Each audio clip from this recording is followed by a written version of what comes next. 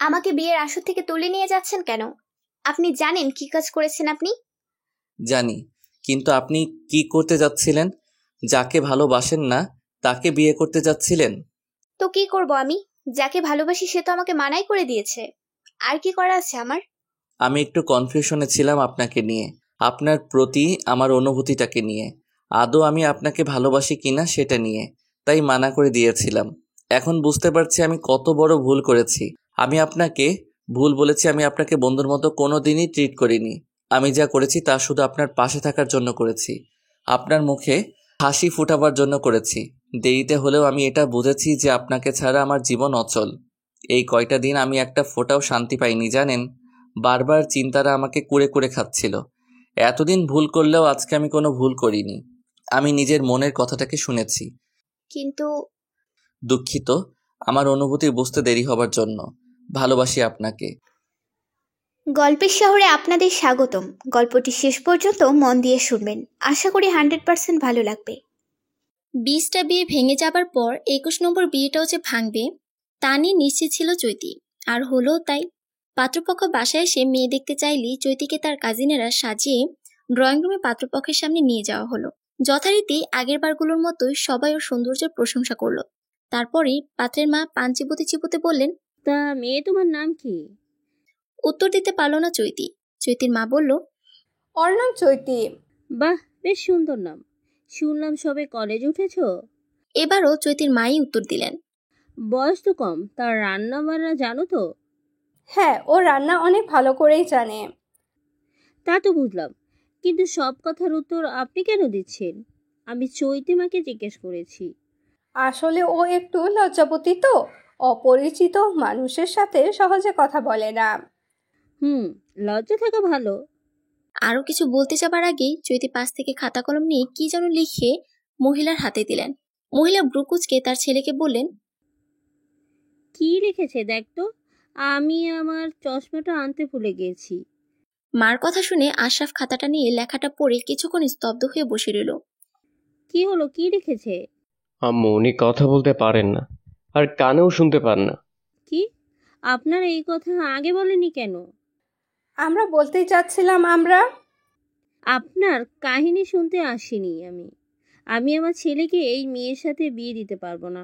আশরাফ ভাই, আমার কথা তো শুনুন।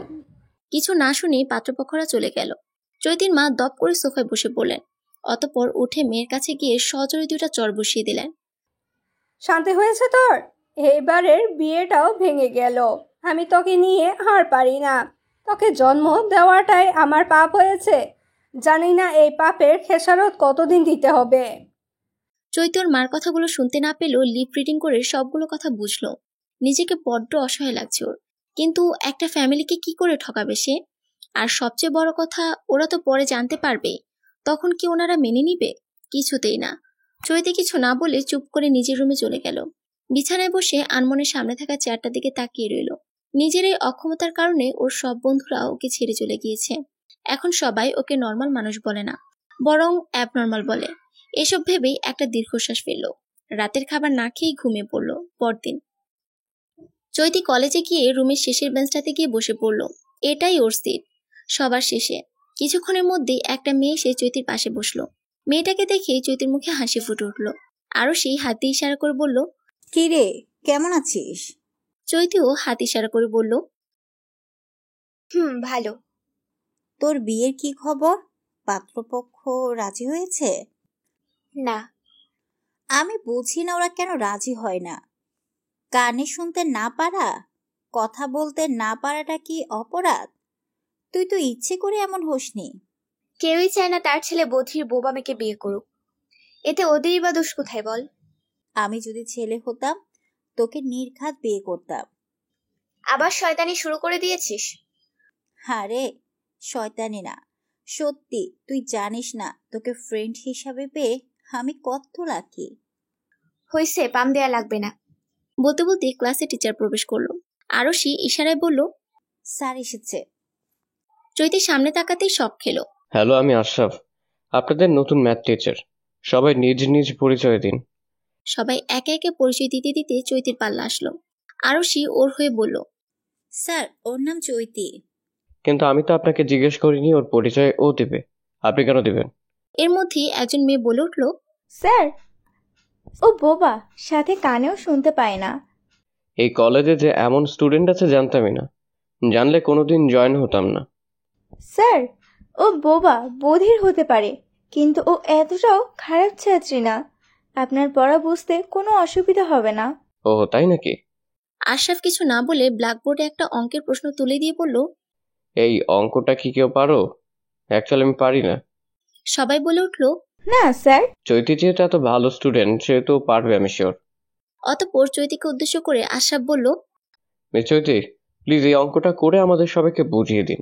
আরশি অঙ্ক দেখে বলল, কিন্তু এই চাপটা তো আমাদেরকে এখনো করানো হয়নি। আপনি তো বললেন ও অনেক ভালো স্টুডেন্ট, আমার বিশ্বাস ও এই অঙ্কটা পারবে। ব্রিলিয়েন্ট স্টুডেন্টদের এত অঙ্ক করা লাগে না, ওরা সব অঙ্কই পারে। কই মিস চৈতি, আসুন, একটু পর ঘন্টা দিয়ে দেবে। চৈতি ব্ল্যাকবোর্ডের দিকে এগিয়ে গেল, গিয়ে চুপচাপ দাঁড়িয়ে রইল। কি হল, অঙ্কটা করুন। আই থিঙ্ক কথা শ্রবণ শক্তির সাথে সাথে ওনার ব্রেনটাও আকাশে উঠে গেছে। এই কথা শুনতে সারা ক্লাসে হাসি রোল পড়ে গেল। চৈতি মাথা নিচু করে আছে, উনি কেন ওর সাথে এরকম বিহেভ করছে তা বুঝতে পারছে না। এই অপমানগুলো করার মানে কি? চোখ ফেটে কান্না আসছে চৈতির, কিন্তু ওর কান্না কাউকে দেখাতে চায় না। যান, সেটাই কি বসুন। ওহো, আপনি তো আবার কানে শোনেন না। মিস আরশি, আপনার বান্ধবীকে সিটে বসতে বলুন। আমি বুঝলাম না, উনি তোর সাথে এরকম ব্যবহার করলো কেন? মানুষের অক্ষমতা নিয়ে ঠাট্টা করতে মনে হয় ওনার ভালো লাগে। বাজে লোক কোথাকার। উনি গতকালকে আমাকে দেখতে এসেছিলেন। কি? তার মানে উনি সবটা জেনেই তোকে এতগুলা কথা শোনালো? কি আজব লোক। বাদ দে, আমি কিছু মনে করিনি। এসব শুনতে শুনতে আমার অভ্যাস হয়ে গেছে।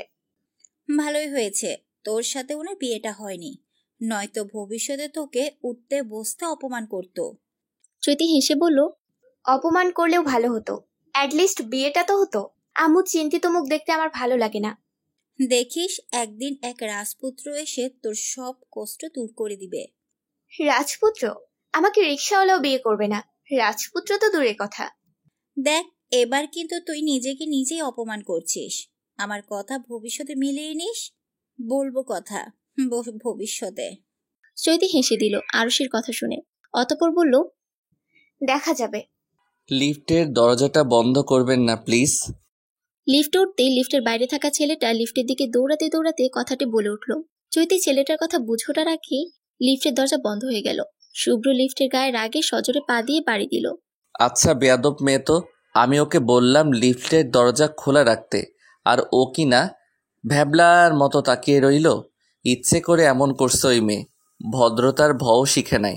আর একবার খালি দেখা হোক, ভদ্রতা শিখিয়ে দিব। চৈতি লিফট থেকে নেমে বাসায় গিয়ে বিছানায় ফ্যান ছেড়ে শুয়ে পড়ল।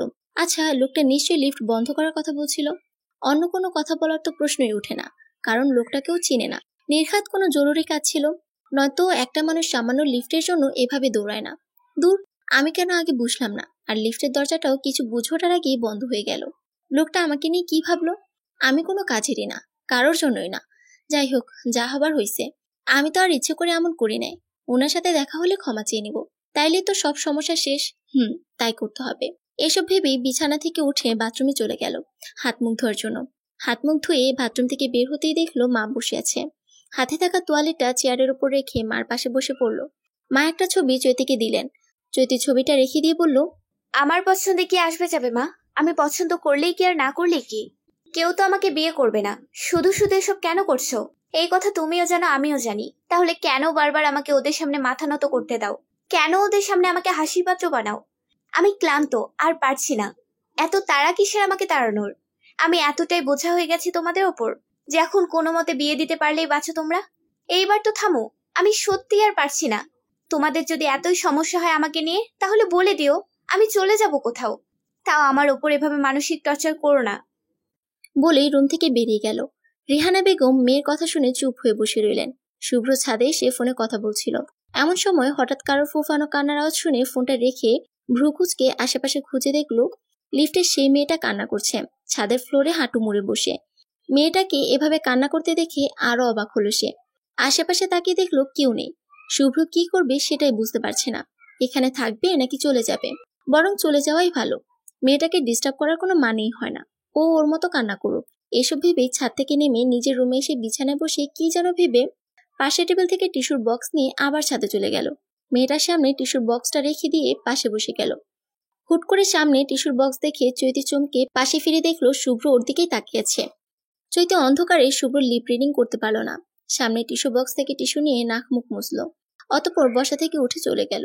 শুভ্র চৈতির যাওয়ার দিকে হাঁ করে তাকিয়ে মনে মনে বলল, এই মেয়ে এমন কেন? আমাকে একটা ধন্যবাদও দিয়ে গেল না। আজব মেয়ে তো। এজন্যই মানুষ বলে নিজে থেকে উপকার করতে নেই। আমিও না, 5টা মিনিট লস আমার। কিন্তু মেয়েটা কান্না কেন করতেছিল? যেই কারণেই কান্না করুক, আমার কি? আমার জেনে লাভ কি? ভেবেই বসা থেকে উঠে নিজের রুমে চলে গেল। পরের দিন চৈতি সকাল সকাল উঠে রেডি হয়ে ব্রেকফাস্ট খেয়ে কলেজে চলে গেল। নিজের সিটে বসতেই আশরাফ ক্লাসে প্রবেশ করলো। চৈতি মনে মনে ভাবলো, এই লোকটাই কেন আমাদের ক্লাসে পড়লো? দুনিয়াতে কি স্যারের অভাব পড়ছিল? আশরাফ ক্লাসে প্রবেশ করে চৈতির দিকে এক পলক তাকালো, দেখলো চৈতি মাথা নিচু করে বসে আছে। আশরাফ হালকা কেসে বলল, সবাই সোজা হয়ে বসুন। স্পেশালি মিস চৈতি, আপনি নাকি সোজা হয়ে বসতে পারেন না? আরও সেই চৈতিকে বলল সোজা হয়ে বসতে। চৈতি সোজা হয়ে বসে ব্ল্যাকবোর্ডের দিকে তাকালো। আশরাফ আর কিছু না বলে ক্লাস করানোতে মনোযোগ দিল। ক্লাস শেষে চৈতি আরশিকে বাই বলে রাস্তা দিয়ে হাঁটছিল। হঠাৎ শুভ্রকে সামনে দেখে দাঁড়িয়ে গেল। শুভ্র চৈতিকে দেখে অবাক হয়ে গেছে। মনে মনে ভাবলো, এই মেয়েকে সব জায়গাতেই দেখি কেন? চৈতি হঠাৎ দেখলো শুভ্র দৌড়ে এসে চৈতির হাত ধরে রাস্তার পাশে নিয়ে আসলো। চৈতি প্রথমে কিছু বুঝলো না, শুধু পাশে তাকিয়ে একটা ট্রাককে চলে যেতে দেখলো। কানে শুনেন না নাকি আপনি? পিছনে ট্রাক আসছে খেয়াল নাই? নাকি সুইসাইড করার জন্য দাঁড়িয়েছিলেন? চৈতি ব্যাগ থেকে একটা খাতা আর কলম বের করে কিছু লিখে শুভ্রর হাতে দিল। শুভ্র ভ্রুকুচকে খাতাটা নিয়ে দেখলো, গতকালের ব্যবহারের জন্য আমি দুঃখিত। আসলে আমি বুঝতে পারিনি আপনি যে লিফট খোলা রাখার কথা বলেছিলেন, আর যখন বুঝলাম তখন লিফট বন্ধ হয়ে গিয়েছিল। টিস্যু দেওয়ার জন্য ধন্যবাদ, সাথে এখানের জন্য। আর হ্যাঁ, আপনি ঠিক বলেছেন, আমি কানেতে শুনতে পাই না, সাথে কথাও বলতে পারি না, নয়তো মুখে আপনাকে ধন্যবাদ দিতাম।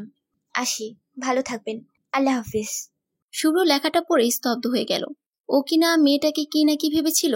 নিজের উপর নিজেরই রাগ লাগছে। চৈতি ততক্ষণে খাতা নিয়ে চলে গিয়েছে। শুভ্র বাসে গিয়ে ইউটিউবে সার্চ দিল কিভাবে সাইন ল্যাঙ্গুয়েজে কথা বলতে হয়। শাওনকে এসব করতে দেখে বলল, কি রে, তুই হঠাৎ এসব শিখছিস কেন? একজনের সাথে কথা বলবো তাই। ওই একজনটা কে? কোন মেয়ে? তুই বেশি কথা বলিস। তোর কাজ তুই কর, আর আমার কাজ আমি করি। এখন তো এইসবই বলবি? পুরান হয়ে গেছি না, নতুন বন্ধু পাইছো বলে কথা। তুই কি যাবি এখান থেকে নাকি আমি বের করব তোকে? আর একটা কথা, এটাই লাস্ট। বল। দোষ, মেয়েটা কে রে? কেমন দেখতে? কিসে পড়ে? কই থাকে? শুভ্র শাওনের দিকে তাকাতেই শাওন দাঁত কেলিয়ে বলল, মজা করছিলাম দোষ, এমন করতেছস কেন? যাইতাছি তো। বলেই রুম থেকে চলে গেল। শুভ্র শাওনের যাওয়ার দিকে তাকিয়ে ল্যাপটপে মনোযোগ দিল। বিকেলবেলা শুভ্র হাঁটতে বেরিয়েছিল। হঠাৎ চৈতিকে দোকানের সামনে দেখে থেমে গেল। অতঃপর কি একটা ভেবে দোকানে গিয়ে বলল, মামা 1 কেজি তেল দেন তো। দোকানদার ব্রুকুচকে বলল, 1 কেজি নাকি 1 লিটার? যেই ছেলে কোনোদিন দোকান থেকে তেল ডাল কিছু কিনেনি, সে কি করে জানবে তেল কেজিতে না বরং লিটারে মাপা হয়? বিড়বিড় করে শুভ্র কোনো মতে হেসে বলল, ওই তো ওই আর কি, 1 লিটার তেল দেন। বলে চৈতির দিকে তাকিয়ে দেখলো চৈতি মোবাইলে নোটে কি যেন টাইপ করছে। শুভ্র উকি দিয়ে লেখাটা পড়ে বলল, আর ভাইয়া ওকে 1 ডজন ডিম দেন। আমার তেল পরে দিলেও চলবে। দোকানদার 1 ডজন ডিম চৈতির দিকে দিতেই চৈতি অবাক হয়ে পাশে তাকিয়ে শুভ্রকে দেখলো। দোকানদারকে টাকা দিয়ে চৈতি দোকান থেকে বের হতেই শুভ্র বের হলো। চৈতি মোবাইলে লিখলো, আপনি কি করে জানলেন যে আমার ডিম লাগবে? শুভ্রকে লেখাটা দেখাতেই শুভ্র পকেট থেকে মোবাইল বের করে লিখলো, আপনার লেখা দেখে। ও আচ্ছা। এইবার শুভ্র চৈতির সামনে দাঁড়িয়ে ইশারায় বলল, আমার নাম শুভ্র, আপনার? শুভ্রকে সাইন ল্যাঙ্গুয়েজে কথা বলতে দেখে চৈতি অবাক হয়ে তাকাতেই শুভ্র মাথা চুলকে বলল, ওই একটু একটু পারি আর কি। আপনার নামটা কিন্তু বললেন না। চৈতি আমার নাম। শুভ্র চৈতির ইশারা না বুঝে বলল, এটার মানে কি আমি বুঝিনি। চৈতি মোবাইলে টাইপ করে শুভ্রকে দেখালো। নাম দেখে শুভ্র বলল, ও আচ্ছা। লিফটে ঢুকে কিছুক্ষণ চুপ থাকার পর শুভ্র বলল, কয়তলা থাকেন আপনি? 4 তলা। আমি 5 তলে থাকি, কোনো দরকার হলে বলিয়েন। চৈতি উপর নিচে মাথা নাড়ল। অতঃপর দুজনের মাঝে আর কোনো কথা হলো না। লিফট 4 তলায় আসতেই শুভ্র বলল, বাই, ভালো থাকবেন। চৈতি মাথা নেড়ে সম্মতি জানিয়ে লিফট থেকে নেমে গেল। শুভ্র নিজের বাসায় চলে গেল। চৈতি ঘুম থেকে উঠে দেখলো 8:30 বাজে, অথচ তার ক্লাস 9টায়। বড্ড লেট করে ফেলেছে সে।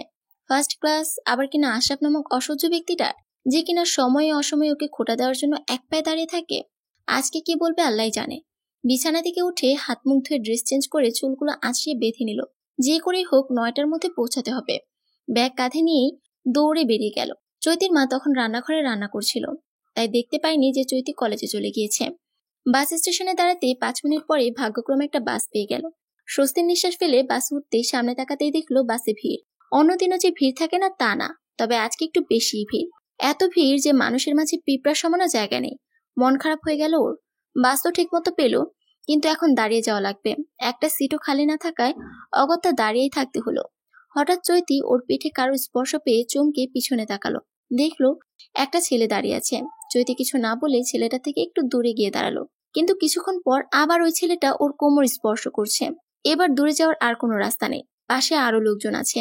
আজকে সে কথা বলতে পারলে নিশ্চয়ই উচিত একটা জবাব দিত। নিজেকে বড্ড অসহায় লাগছে। মনে মনে প্রতিজ্ঞা করলো আর কখনো ভিড় বাসে উঠবে না, দরকার হলে হেঁটে যাবে। একটু দূরে দাঁড়িয়ে শুভ্র সবটা দেখলো। প্রথমে রাগ উঠেছিল চৈতির উপর, কিছু না বলে চুপচাপ সহ্য করছে বলে। পরক্ষণে মনে পড়লো মেয়েটা তো বোবা, ও কি করে প্রতিবাদ করবে। ভিড় ঠেলে ছেলেটার পাশে গিয়ে দাঁড়িয়ে বলল, এই যে ভাই, একটু পিছনে গিয়ে দাঁড়ান। কেন? আমি আগে এসেছি, আমার যেখানে ইচ্ছা আমি সেখানে দাঁড়াবো, আপনার সমস্যা কি? সামনের যে মেয়েটাকে দেখছেন ও আমার পরিচিত একজন। অপরিচিত মানুষের মাঝে ও কমফোর্টেবল ফিল করে না, তাই বলছি আপনি একটু সরে দাঁড়ালে ভালো হতো। পরিচিত মানুষ হলে কি হয়েছে? আপনি তো আর ওনার জামাই লাগেন না যে আপনার পাশে এসে দাঁড়াবেন। শুভ্রর ইচ্ছা করছে ছেলেটার নাক বরাবর ঘুষি দিতে। একে তো অন্যায় করছে, তার উপর আবার মুখে মুখে তর্ক করছে। নিজের রাগটাকে দমানোর জন্য দাঁতে দাঁত চেপে বলল, ঠিক বলেছেন, আমি ওনার জামাই লাগি, তাই বলছি সরে দাঁড়ান, নইলে ভালো হবে না। শুভ্রর কড়া চাহনি দেখে ছেলেটা ভয় পেয়ে অন্য জায়গায় গিয়ে দাঁড়ালো। চৈতি অনেকক্ষণ ধরে কোনো বাজে স্পর্শ পাচ্ছে না দেখে পিছনে ফিরে তাকাতেই শুভ্রর মুখটা দেখলো। অবাক হয়ে ইশারায় বলল, আপনি? শুভ্র পকেট থেকে মোবাইল বের করে লিখলো, হ্যাঁ, একটা কাজে যাচ্ছিলাম। আপনি কোথায় যাচ্ছেন? চৈতিও নিজের মোবাইলে লিখে শুভ্রকে দেখালো, কলেজে। ও আচ্ছা, এখন থেকে আর বাসে উঠবেন না। চৈতি অবাক হয়ে বলল, বাসে না আসলে কিভাবে আসবো? আমার কলেজ তো অনেক দূরে, রিক্সা ভাড়া 100 টাকা চাই। শুভ্র কিছুক্ষণ ভেবে বলল, আচ্ছা, পরে এ ব্যাপারে পরে দেখা যাবে। কলেজের কাছে আসতে চৈতি শুভ্রকে বিদায় দিয়ে দৌড়ে কলেজের ভিতর ঢুকলো। ওর ক্লাস 5 তলায়। সিঁড়ি দিয়ে তাড়াতাড়ি করে উঠতে যেতেই একজনের সাথে ধাক্কা খেয়ে পড়ে গেল। আশরাফ ক্লাসে ঢুকে সারা ক্লাসে চোখ বুলালো। পরিচিত মুখ না দেখতে পেয়ে ভ্রুজোড়া কুঁচকে এলো। কই, এতদিন ক্লাস নিচ্ছে, একদিনে তো সে চৈতিকে লেট করে আসতে দেখে নাই। সবসময় ক্লাসে এসে চৈতির মুখটা দেখেছে, তবে আজকে কেন চৈতি আসেনি? ও কি অসুস্থ নাকি আসবে না? এত চিন্তা করছে কেন সে ওই মেয়েটাকে নিয়ে? কই, অন্য স্টুডেন্ট না এলে তো এত চিন্তা করে না, তবে চৈতিকে নিয়েই কেন? তবে কি ও চৈতির প্রেমে পড়ে গিয়েছে? না, এ অসম্ভব। ওই বোবা পথির মেয়ের প্রেমে পড়তেই পারে না। কি আছে ওর মধ্যে? কাঠের মতো শুকনো এক শরীর, লম্বাও তো না, এত ফর্সাও না, শ্যামলা গায়ের রং, আর একটুর জন্য কালো হয় নাই। আর একটু চাপা হলেই কালো বলা যেত। কি আছে ওর মধ্যে? কিছুই নেই। তবে কি দেখো প্রেমে পড়লো ওর? মা তো কিছুতেই মেনে নিবে না। না, নিজেকে আটকাতে হবে, নইলে বড়সড় একটা ঝামেলা হয়ে যাবে। আচ্ছা, মেয়েটা কেউ কে জাদু করলো? ডিজিটাল যুগে এসে কিনা সে এখন জাদুটনায় বিশ্বাস করছে? এত অধপতন কি করে হলো তার? সামনে তাকাতেই মেয়েটা সরি বলে চলে গেল। চৈতি ফ্লোর ধরে বসা থেকে কোনো মতে উঠে দাঁড়ালো। অনেক জ্বলছে পাটা। দাঁতে দাঁত চেপে সহ্য করে 5 তলা পেয়ে উঠে ক্লাসের সামনে আসতে দেখলো আশরাফ অলরেডি ক্লাসে ঢুকে গিয়েছে। চৈতি কিছু না বলে দরজা হাত দিয়ে নক করলো। আশরাফ মনে মনে ভাবছিল। হঠাৎ নকের শব্দ শুনে তাকাতে চৈতিকে দেখলো। এত দেরি হলো কেন? চৈতি লিপ রিডিং করে পরে খাতায় লিখে আশরাফকে দেখালো। সরি স্যার, ঘুম থেকে উঠতে লেট হয়ে গেছিল। তাহলে ক্লাসে আসার দরকার কি ছিল? বাসায় বসে ঘুমাতেন। সরি স্যার, আর এরকম হবে না। আপনাকে এখন যদি আমি কোনো পানিশমেন্ট না দেই, তাহলে আপনি মাথায় উঠে বসবেন। আজকে লেট করেছেন, কালকেও লেট করবেন, পরশু দিনও লেট করবেন। বাইরে গিয়ে দাঁড়িয়ে থাকুন। আমার ক্লাস শেষ না হওয়া অবধি ক্লাসের ভিতর ঢুকবেন না। চৈতি মাথা নাড়িয়ে ক্লাসরুম থেকে বাইরে গিয়ে দাঁড়ালো। চোখ থেকে পানি পড়ছে ওর। আজ পর্যন্ত কোনোদিনও এভাবে ক্লাসের রুমের বাইরে দাঁড়িয়ে থাকেনি। আজকে প্রথম। পাটাও বড্ড জ্বালা করছে, মনে হয় চামড়া ছিলে গিয়েছে। দাঁড়িয়ে থাকতে কষ্ট হচ্ছে খুব। খিদেও পেয়েছে। ব্যাগ থেকে পানির বোতল নিয়ে পানি খেতে নিতেই পাশে আরুষিকে দেখলো। অবাক হয়ে ইশারায় বলল, কিরে তুই এখানে? আরুষি হেসে বলল, তোর জন্য এলাম। তোকে দাঁড়িয়ে থাকতে দেখে কষ্ট হচ্ছিল, তাই ইচ্ছে করে পেছনের মেয়েটাকে ডিস্টার্ব করাতে ও স্যারকে বিচার দিয়েছে, আর স্যারও আমাকে বের করে দিল। কত চালাক না আমি। আমার জন্য তুই ক্লাসরুম থেকে চলে আসবি? হুম হুম তো তোকে একা একা দাঁড় করিয়ে রাখতাম, তুই বোরিং হতি না? চৈতি নিজেকে আর আটকে রাখতে পারলো না। নিজের বাবা মা ওকে এত বুঝে না যতটা আরশি নামক মেয়েটা বুঝে। তোকে এত ভালো হতে কে বলেছে? আমার কথা চিন্তা করতে কে বলেছে? অন্য সবার মতো কেন হলি না তুই? আরে আরে কান্না করছিস কেন? আমি তোর বেস্ট ফ্রেন্ড, তোর কথা আমি চিন্তা করব না তো কে করবে? আমার বিশ্বাস আমার জায়গায় তুই হলে আমাকেও তুই এইভাবে সাহায্য করতি। এবার চোখের পানি মোছ। তোকে কান্না করলে অনেক বিশ্রী লাগে। হায় আমার ভবিষ্যতে দুলা ভাই, ঝগড়ার পরে তোর কান্নারও তো মুখটা দেখে না জানি কবে হার্ট অ্যাটাক করে। চৈতি কান্না মুছে চোখ বড় বড় করে ইশারায় বলল, হয়েছে, তোর আর আমাকে পচাতে হবে না। চল ক্যান্টিনে যাই। কেন? মুখ দেখে তো মনে হচ্ছে কিছু খাসনি। কিন্তু স্যার। আরে কিছু হবে না, চল তো। চল। ক্যান্টিনে খাবার অর্ডার দিয়ে টেবিলে বসতে আরশি বলল, কালকে আমার জন্মদিন, একটা পার্টি রেখেছি, তুই আসবি। আমি এসে কি করব? প্লিজ আমি যাব না। তুই আমার জন্মদিনে আসবি না? কিন্তু আমি কিছু শুনতে চাই না, তুই আসবি মানে আসবি। আচ্ছা দেখি। দেখি না, আসতেই হবে। আচ্ছা আসবো, খুশি? অবশ্যই। হঠাৎ আরশির মোবাইলে কল আসাতে আরশি ইশারায় বলে, চৈতি ক্লাসে যা, আমি একটু পর আসছি। মিস চৈতি, আপনার পায়ে কি হয়েছে? এভাবে খুঁড়িয়ে হাঁটছেন কেন? চৈতি খুঁড়িয়ে খুঁড়িয়ে হাঁটছিল। হঠাৎ সামনে আশরাফকে দেখে থেমে গেল। আশরাফের কথা চৈতি বুঝেনি, তাই হাঁ করে তাকিয়েছিল। আশরাফ বিরক্ত হয়ে বলল, আমিও না। আপনি তো শুনতেই পান না কাকে কি বলছি। মোবাইল বের করে লিখে চৈতিকে দেখালো। তেমন কিছু না, জাস্ট আসার সময় একজনের সাথে ধাক্কা খেয়ে পড়ে গিয়েছিলাম। আমার কেবিনে আসুন। বলেই আশরাফ চলে গেল। চৈতি আশরাফের যাওয়ার দিকে কিছুক্ষণ তাকিয়ে থেকে মনে মনে ভাবলো, তাকে ডাকছি কেন? ও কি কিছু অন্যায় করেছে নাকি? ওর যতদূর মনে পড়ে ও তো আজকে আশরাফের ক্লাসই করেনি। তবে কি আরশির সাথে ক্যান্টিনে গিয়েছে বলে কিছু বলবে? ভয়ে ভয়ে আশরাফের রুমে যেতেই আশরাফ চেয়ারে বসতে বলল। চৈতি চেয়ারে বসতেই আশরাফ বলল, পাটা দিন। চৈতি আশরাফের কথা বুঝে আশরাফের দিকে তাকাতেই আশরাফ বুঝলো কি বলে ফেলেছে সে। টেবিলে থাকা ফার্স্ট এড বক্সটা চৈতির দিকে বাড়ি দিয়ে বলল, এই নিন, আমি বাইরে যাচ্ছি, আপনি মেডিসিন লাগিয়ে নিন, নয়তো ইনফেকশন হবে। বলে কেবিন থেকে বেরিয়ে গেল। আশরাফের যাওয়ার দিকে কিছুক্ষণ ভ্রুকুচকে রইল চৈতি। লোকটার আজ কি হলো? সকালে দেরি করে গেলাম বলে ধমক দিয়ে বাইরে দাঁড় করিয়ে রাখলো, আর এখন ফার্স্ট এইড বক্স দিয়ে সাহায্য করছে। ভাবতে ভাবতেই পায়ে ব্যান্ডেজ করে বাইরে বের হতেই দেখলো আশরাফ দাঁড়িয়ে আছে। চৈতিকে বের হতে দেখে আশরাফ বলল, মেডিসিন লাগিয়েছেন? চৈতি উপর নিচে মাথা নাড়ালো। দেখুন, একজন শিক্ষক হিসেবে আমি আমার কর্তব্য পালন করেছি, আপনি আবার অন্য কিছু ভেবে নিয়েন না। এখন বাসায় যান। বলেই কেবিনের ভিতরে চলে গেল। আশরাফের যাওয়ার দিকে চৈতি ভ্রুকুচকে তাকিয়ে থাকলো, কারণ আশরাফের বলা কথা ও বুঝতে পারে নাই। লোকটা এত তাড়াতাড়ি বলল যে চৈতি লিপ রিডিং করতে পারে নাই। ও কি কেবিনে গিয়ে জিজ্ঞেস করবে যে আশরাফ কি বলেছিল তখন? না থাক, পরেই না হয় জিজ্ঞেস করবে ভেবেই কলেজ থেকে বেরিয়ে গেল। কেবিনের জানলা দিয়ে আশরাফ বাইরে তাকিয়েছিল। চৈতিকে ঘুরে যেতে দেখে আশরাফ মনে মনে ভাবলো, মেয়েটা এই পা নিয়ে যেতে পারবে তো? আমার তো উচিত ছিল ওকে বাসায় পৌঁছে দেয়া। কেন যে তখন কিছু না শুনেই মেয়েটাকে বাইরে দাঁড় করিয়ে রাখলাম। এতক্ষণ বাইরে দাঁড়ানোর কারণে মনে হয় পায়ের ব্যথাটা বেড়েছে। পরক্ষণে নিজের ভাবনাকে দূরে ছুঁড়ে ফেলে দিল। চৈতিকে নিয়ে এত ভাবনা কবে থেকে ভাবছো? ওদের মধ্যে সম্পর্ক জাস্ট টিচার স্টুডেন্টের। একজন টিচার নিশ্চয়ই তার স্টুডেন্টকে নিয়ে এত ভাবে না। না, বড্ড বেশি হয়ে যাচ্ছে ব্যাপারটা। এই ব্যাপারটাকে আর এগোতে দেওয়া যাবে না। মেয়েটার কাছ থেকে নিজেকে দূরে রাখতে হবে ভেবেই বাড়িতে যাওয়ার উদ্দেশ্যে রওনা হলো। চৈতি কলেজ থেকে বেরিয়ে বাস স্টেশনে এসে দাঁড়ালো বাসের অপেক্ষায়। কম ভিড় থাকলে তবেই ও বাসে উঠবে, নয়তো না। প্রায় অনেকক্ষণ ধরে দাঁড়িয়ে থাকার পরেও কম ভিড় বাস পেল না। এর মধ্যে হঠাৎ বৃষ্টি নামা শুরু হয়ে গিয়েছে। চৈতি দৌড়ে গিয়ে একটা ছাউনি নিচে গিয়ে দাঁড়ালো। বৃষ্টি পড়ার আর টাইম পেল না, এখনই বৃষ্টি পড়া লাগলো। এখন নিজের উপরে রাগ লাগছে, কেন সে বাসে উঠলো না? উঠলে তো আর এভাবে বৃষ্টির মধ্যে দাঁড়িয়ে থাকা লাগতো না। বাস কখন আসবে কে জানে। ভাবতে ভাবতে ব্যাগ থেকে রুমাল বের করে হাত মুছতে লাগলো। হাতে খানিকটা বৃষ্টির ফোঁটা পড়েছে। বৃষ্টির ফোঁটা পড়লেই ওর আবার জ্বর ওঠে। সেই জ্বর 4-5 দিনের আগে ছাড়ে না। এসব ভাবতে ভাবতে হঠাৎ হাত থেকে রুমালটা নিচে পড়ে গেল। এখন রুমালটা তুলতে নিলেই সে বৃষ্টিতে ভিজে যাবে, কিন্তু রুমালটা তো ওকে তুলতেই হবে। আরশি দিয়েছে ওকে রুমালটা, তাই বাধ্য হয়ে নিচু হয়ে রুমালটা তুলতেই যাবে এমন সময় হঠাৎ ও খেয়াল করলো ওর মাথায় আর বৃষ্টি পড়ছে না। অবাক হয়ে উপরে তাকাতেই আশাকে দেখতে পেল। ওর মাথার উপর ছাতা ধরে আছে, মুখে কিছুটা গম্ভীর ভাব।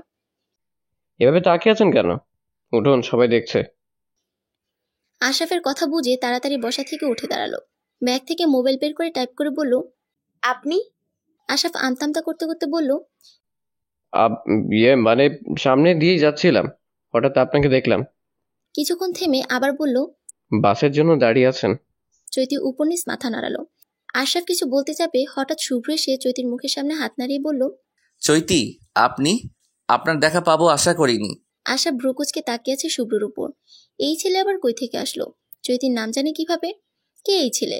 কি সম্পর্ক চৈতির সাথে? বয়ফ্রেন্ড নাকি ওর? এরকম হাজারটা প্রশ্ন মাথায় ঘুরছে আশরাফে। শুভ্র আশরাফকে দেখিয়ে ইশারায় বলল, উনি? চৈতিও ইশারায় বলল, আমার কলেজের স্যার। আশরাফের দিকে তাকিয়ে মোবাইলে টাইপ করে লিখল, উনি আমাদের বাসার উপরে থাকেন। আশরাফ হাত বাড়িয়ে দিয়ে বলল, হাই, আমি আশরাফ। আপনিও কি মিস চৈতির মতো কথা বলতে পারেন না? না মানে দেখছি ওনার সাথে সাইন ল্যাঙ্গুয়েজে কথা বলছেন, তো তাই কিছু মনে করবেন না প্লিজ। আশরাফের কথা শুনে শুভ্র মনে হলো চৈতিকে উনি ইচ্ছা করে খোঁচা মেরে কথা বলেছেন। পরক্ষণেই নিজের ভাবনাকে ভুল ভাবলো, কারণ একজন টিচার নিশ্চয়ই তার স্টুডেন্টকে খোঁচা মেরে কথা বলবেন না। তাই হাসি মুখে বলল, আমি শুভ্র, আপনার সাথে পরিচিত হয়ে ভালো লাগলো।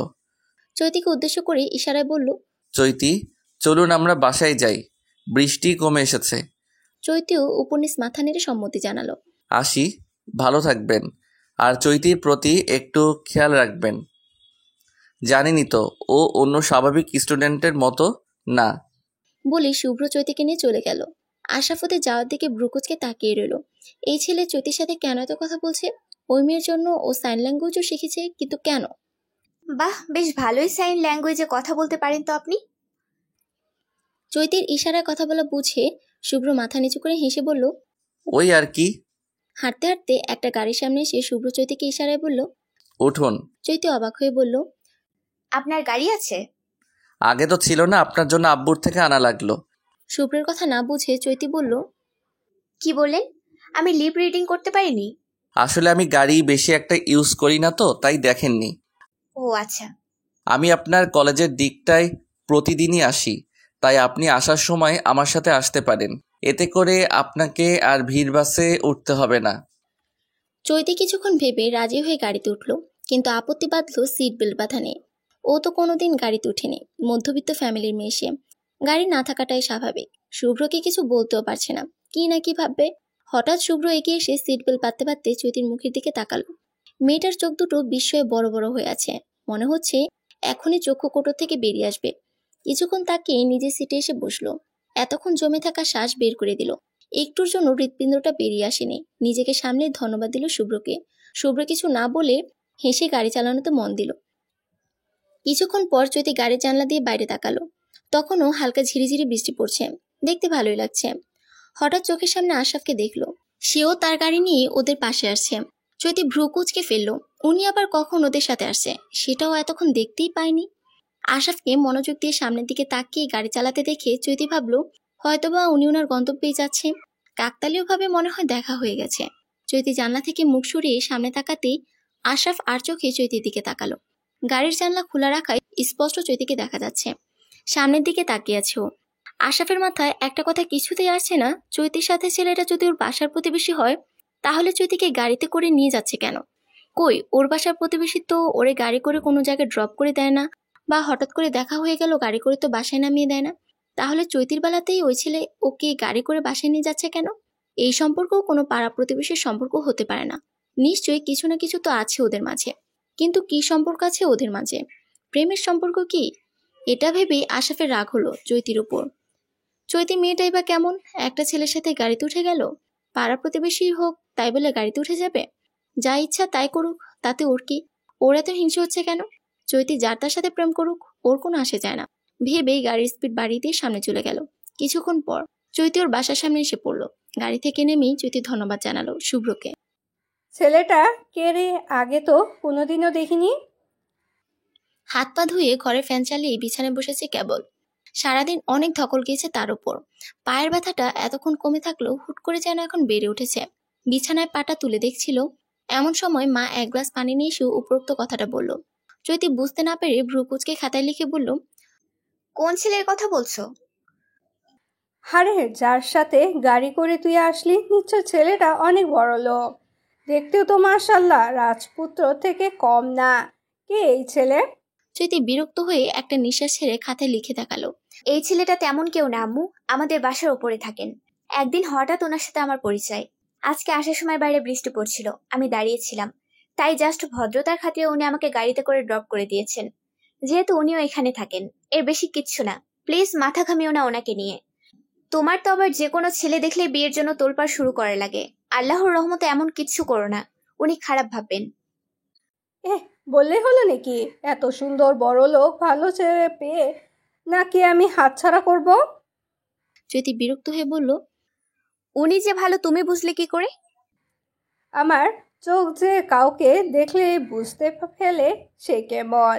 তাছাড়া ও ভালো না হলে কি তোকে ড্রপ করে দিত নাকি? নিশ্চয় ওই ছেলে তোকে ভালোবাসে। চৈতি অবাক হয়ে বলল, আম্মু। নিজেকে সামলিয়ে বলল, মানে তুমি কিভাবে এক কথায় বলে দিলে যে উনি আমাকে ভালোবাসেন? একদিনের পরিচয়ে কেউ কাউকে ভালোবেসে ফেলে? প্লিজ এসব চিন্তা বাদ দাও। আর এখান থেকে গেলে আমি খুশি হব, একটু রেস্ট নিব আমি। পরেরটা পরে দেখা যাবে। কিছু খাবি এখন? না, আমার কোনো খিদে নেই। শুভ্র ফ্রেশ হয়ে বসতে যাবে এমন সময় কলিং বেল শুনে মনে মনে ভাবলো, এখন আবার কে আসলো? এমন সময় তো কেউ আসার কথা না। দরজা খুলতেই চৈতির মা হেসে বললেন, ভালো আছো বাবা? শুভ্র কোনো রকম হেসে বলল, জি আন্টি, কিন্তু আপনাকে তো ঠিক চিনলাম না। চৈতিকে চিনো? হ্যাঁ হ্যাঁ আন্টি। আমি ওর মা। সরি আন্টি, আগে চিনতে পারিনি, কিছু মনে করবেন না। সমস্যা নেই, এটাই স্বাভাবিক। তুমি তো আমাকে আর আগে দেখো নাই। ভেতরে আসুন না। চৈতির মা ঘরের ভেতর ঢুকেই আশেপাশে এক নজর তাকালো। না, ছেলে বেশ গোছগাছি আছে, চৈতির সাথে খুব ভালো মানাবে। এর মধ্যেই একটা চেয়ারে এনে শুভ্র বসতে বলল। চৈতির মা বসে হেসে হাতে থাকা টিফিন বক্সটা বাড়িয়ে দিয়ে বললেন, নাও বাবা, সন্ধ্যার ইফতারি তোমার জন্য নিয়ে আসলাম। এত কষ্ট করার কি দরকার ছিল? আমি বাইরে থেকে খেয়ে নিতাম। না না বাবা, বাইরের খাবার আনহাইজেনিক, জানো তো শরীর খারাপ করবে তোমার। এর থেকে বাসায় তৈরি খাবার হাজার গুণে ভালো, স্বাস্থ্যসম্মত। তা তো জানি, কিন্তু ঘরে কে বানাবে বলুন? আব্বু আম্মু দুজনেই অন্য জায়গায় থাকেন, একটু দূরেই থাকেন তারা। বানিয়ে দেবার মতো কেউ তো নেই, তাই বাহিরের খাবার খাওয়া ছাড়া কোনো উপায় নেই। সমস্যা নেই বাবা, তোমাকে আমি প্রতিদিন ইফতার বানিয়ে দিয়ে যাব। এতে তোমারও সুবিধা আর আমারও সুবিধা। শুভ্র অবাক হয়ে বলল, আপনার সুবিধা মানে? না মানে আমার ডায়াবেটিস তো, কিন্তু বাইরে বেশি একটা যাওয়া হয় না। তোমাকে খাবার দেওয়ার উছিলে একটু হাঁটা হবে আমার। কিন্তু আপনি এত কষ্ট করবেন কেন আমার জন্য? কষ্ট কই বাবা, তুমি তো আমার ছেলের মতোই। নিজের ছেলেকে ইফতারি বানিয়ে দিতে কি কষ্ট লাগে নাকি কারোর? আচ্ছা একটা কথা জিজ্ঞাসা করব। জি বলুন না। চৈতিকে তোমার কেমন লাগে? চৈতিকে আমার কেমন লাগে মানে? না মানে আমার মেয়েটা কারোর সাথে মিশে না তো, আজ দেখলাম তোমার সাথে কথা বলছে, তাই জিজ্ঞাসা করলাম। না না আন্টি, ও তো অনেক ভালো। এই তো ছেলে ভালো বলেছে, তার মানে চৈতিকর পছন্দ হয়েছে। আচ্ছা তাহলে এবার আসি, হ্যাঁ? আমাদের বাসায় একবার বেড়াতে এসো। দুঃখিত আন্টি, আপনাকে কিছু খাওয়াতে পারলাম না। আরে কিছু হবে না, তুমি ছেলে মানুষ, তুমি কি খাওয়াবে? তাও আন্টি। বাদ দাও তো, আমি গেলাম। আচ্ছা আবার আসবেন? তা তো অবশ্যই। জি কিছু বললেন?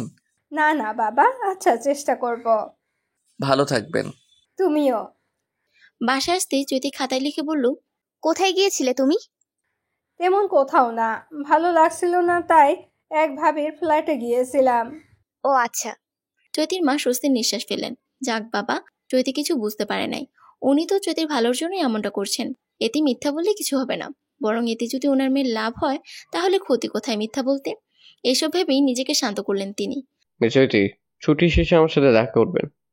আরও সেই চৈতিকে খোঁচা মেরে বলল, কিরে, তোর সাথে স্যার দেখা করতে চাইছি কেন? তাও আবার পার্সোনালি? জানি না। আচ্ছা তুই স্যারের সাথে দেখা করিস, আমি তোর জন্য না হয় বাহিরে ওয়েট করব। তুই কেন আবার ওয়েট করবি? আরে কিছু হবে না, আমার এমনিও কলেজ শেষে কোনো কাজ থাকে না, আজাইরা পয়সা থাকি। চৈতি আরুষের কথা হেসে বলল, আচ্ছা তুই বাইরে দাঁড়িয়ে দাঁড়িয়ে ওয়েট করিস আর মশার কামড় খাস, কেমন? চৈতি আরশিকে বিদায় দিয়ে দরজায় নক করতে আশরাফ সাথে সাথে দরজা খুলল, যেন এতক্ষণ ওর জন্যই দরজার সামনে দাঁড়িয়েছিল। প্রথমে চমকে উঠলো, নিজেকে শান্ত করে নোটে লিখে আশরাফকে দেখালো। আমায় ডেকেছিলেন স্যার? হ্যাঁ, কেন আপনাকে ডাকতে পারি না আমি? একজন স্যার হিসেবে তার স্টুডেন্টকে ডাকার সম্পূর্ণ রাইট আছে আমার, নাকি আপনার থেকে পারমিশন নেওয়া লাগবে? আশরাফের বলা কথাগুলো শুনে চৈতি ভ্রু কুঁচকালো। সামান্য প্রশ্ন করার জন্য কেউ এতগুলো কথা শোনা, তা চৈতির ধারণার বাইরে ছিল। সে তো ফর্মালিটির জন্য বলেছিল কথাটা, নাকি তার বলা উচিত ছিল? কেন ডেকেছিলেন আমায়? না, এটা বড্ড বেয়াদবি হয়ে যেত, কিন্তু এই কথা বলেও তো কোনো লাভ হলো না, সেই কথা শুনতেই হলো। আমার কষ্টটা কি বুঝতে পেরেছেন নাকি বুঝতে পারেননি? এভাবে বলদের মতো তাকিয়ে আছেন কেন? কিছু তো বলুন। চৈতি বুঝতে পারলো আশরাফ তার উপর রাগ দেখাচ্ছে, কিন্তু কিসের জন্য? সে কি কোনো ভুল করেছে? না না স্যার, আমি তো জাস্ট এমনি বললাম। কিসের জন্য ডেকেছিলেন আমায় যদি বলতেন। আশরাফ জিজ্ঞেস করতে যাবে সে ওই ছেলের সাথে কেন গাড়িতে উঠেছিল গতকাল, কিন্তু একজন শিক্ষক হিসেবে একজন ছাত্রীকে এই কথাটা জিজ্ঞেস করা বেমানান। নিজের কাছে কেমন যেন লাগছে। চৈতি যদি খারাপ মনে করে, ও যদি ভাবে ওর ব্যাপারে সে কেন হস্তক্ষেপ করছে, যদি জিজ্ঞেসই করে তাহলে সে কি জবাব দেবে? চৈতির মুখের দিকে তাকাতেই দেখলো চৈতি উত্তরের আশায় চেয়ে আছে তার দিকে। এখন কি বলবে সে? ম্যাথের চ্যাপ্টার 5টা কালকে সম্পূর্ণ পড়ে আসবেন, ম্যাথ করতে দেব। এই কথা বলার জন্য আপনি আমায় ডেকেছেন? হ্যাঁ, ক্লাসে মনে ছিল না বলতে, আর এই পড়াটা শুধু আপনার জন্যই বরাদ্দ। কেন স্যার, সবাই কি দোষ করেছে? আমি শুধু একা একা পড়বো কেন? আশা বিরক্ত হয়ে বলল, গত সপ্তাহে যে মডেল টেস্ট নিয়েছিলাম মনে হচ্ছে আপনার? এটা মনে থাকবে না কেন? অবশ্যই মনে থাকবে। সেই পরীক্ষায় আপনি এত লো মার্ক পেয়েছেন যে আমার বলতেই লজ্জা লাগছে। আমার স্টুডেন্ট হয়ে ম্যাথে এত কম মার্ক পাবে সেটা আমি কোনো দিন আশা কেন কল্পনাও করিনি। এখন ক্লাসের সবার সামনে আপনার মার্ক বললে আমার নিজেরই লজ্জা থাকবে। সবাই ভাববে আমি কোন শিক্ষক যে স্টুডেন্টকে সামান্য পাশও করাতে পারলাম না। আমারই অপমান হবে। আর সামনেই তো টেস্ট এক্সাম, সেখানেও যদি আপনি এমন মার্ক পান তাহলে আপনাকে আর বোর্ড এক্সাম দেওয়া লাগবে না। পরের বছর ইনশাল্লাহ কলেজেই থাকবেন। তাই যদি কলেজ পাশ করতে চান তাহলে আমার কথা আপনাকে মানতে হবে। আশরাফের বলা কথাগুলো বুঝে এখন চৈতিরই লজ্জা লাগছে। মাথা নিচু করে ফেলল সে। হ্যাঁ, মানছি সে অঙ্কতে একটু কাঁচা, একটু না অনেকটা কাঁচা। তাই বলে কলেজ লাইফে এসে কিনা সে ফেল করবে? এটা শুনলে তো মানুষ হাসাহাসি করবে। কি হলো, কিছু বলছেন না কেন? আপনি কি পড়া শিখে আসবেন কালকে, নাকি আমি সবাইকে আপনার মার্কস বলে বেড়াতাম? না না স্যার, আমি কালকে আপনার জন্য পড়া শিখে আসবো, কিন্তু এক রাতে একটা চ্যাপ্টার। পরীক্ষার আর বেশি দেরি নেই, তাই একটু প্রেশার নিতেই হবে। বাই দ্য ওয়ে, আমি আর কোনো বাহানা শুনছি না। ভালো করে পড়ে আসবেন, আর যেটা বুঝবেন না সেটা রেড পেন দিয়ে মার্ক করে আমাকে বলবেন, আমি বুঝিয়ে দেব।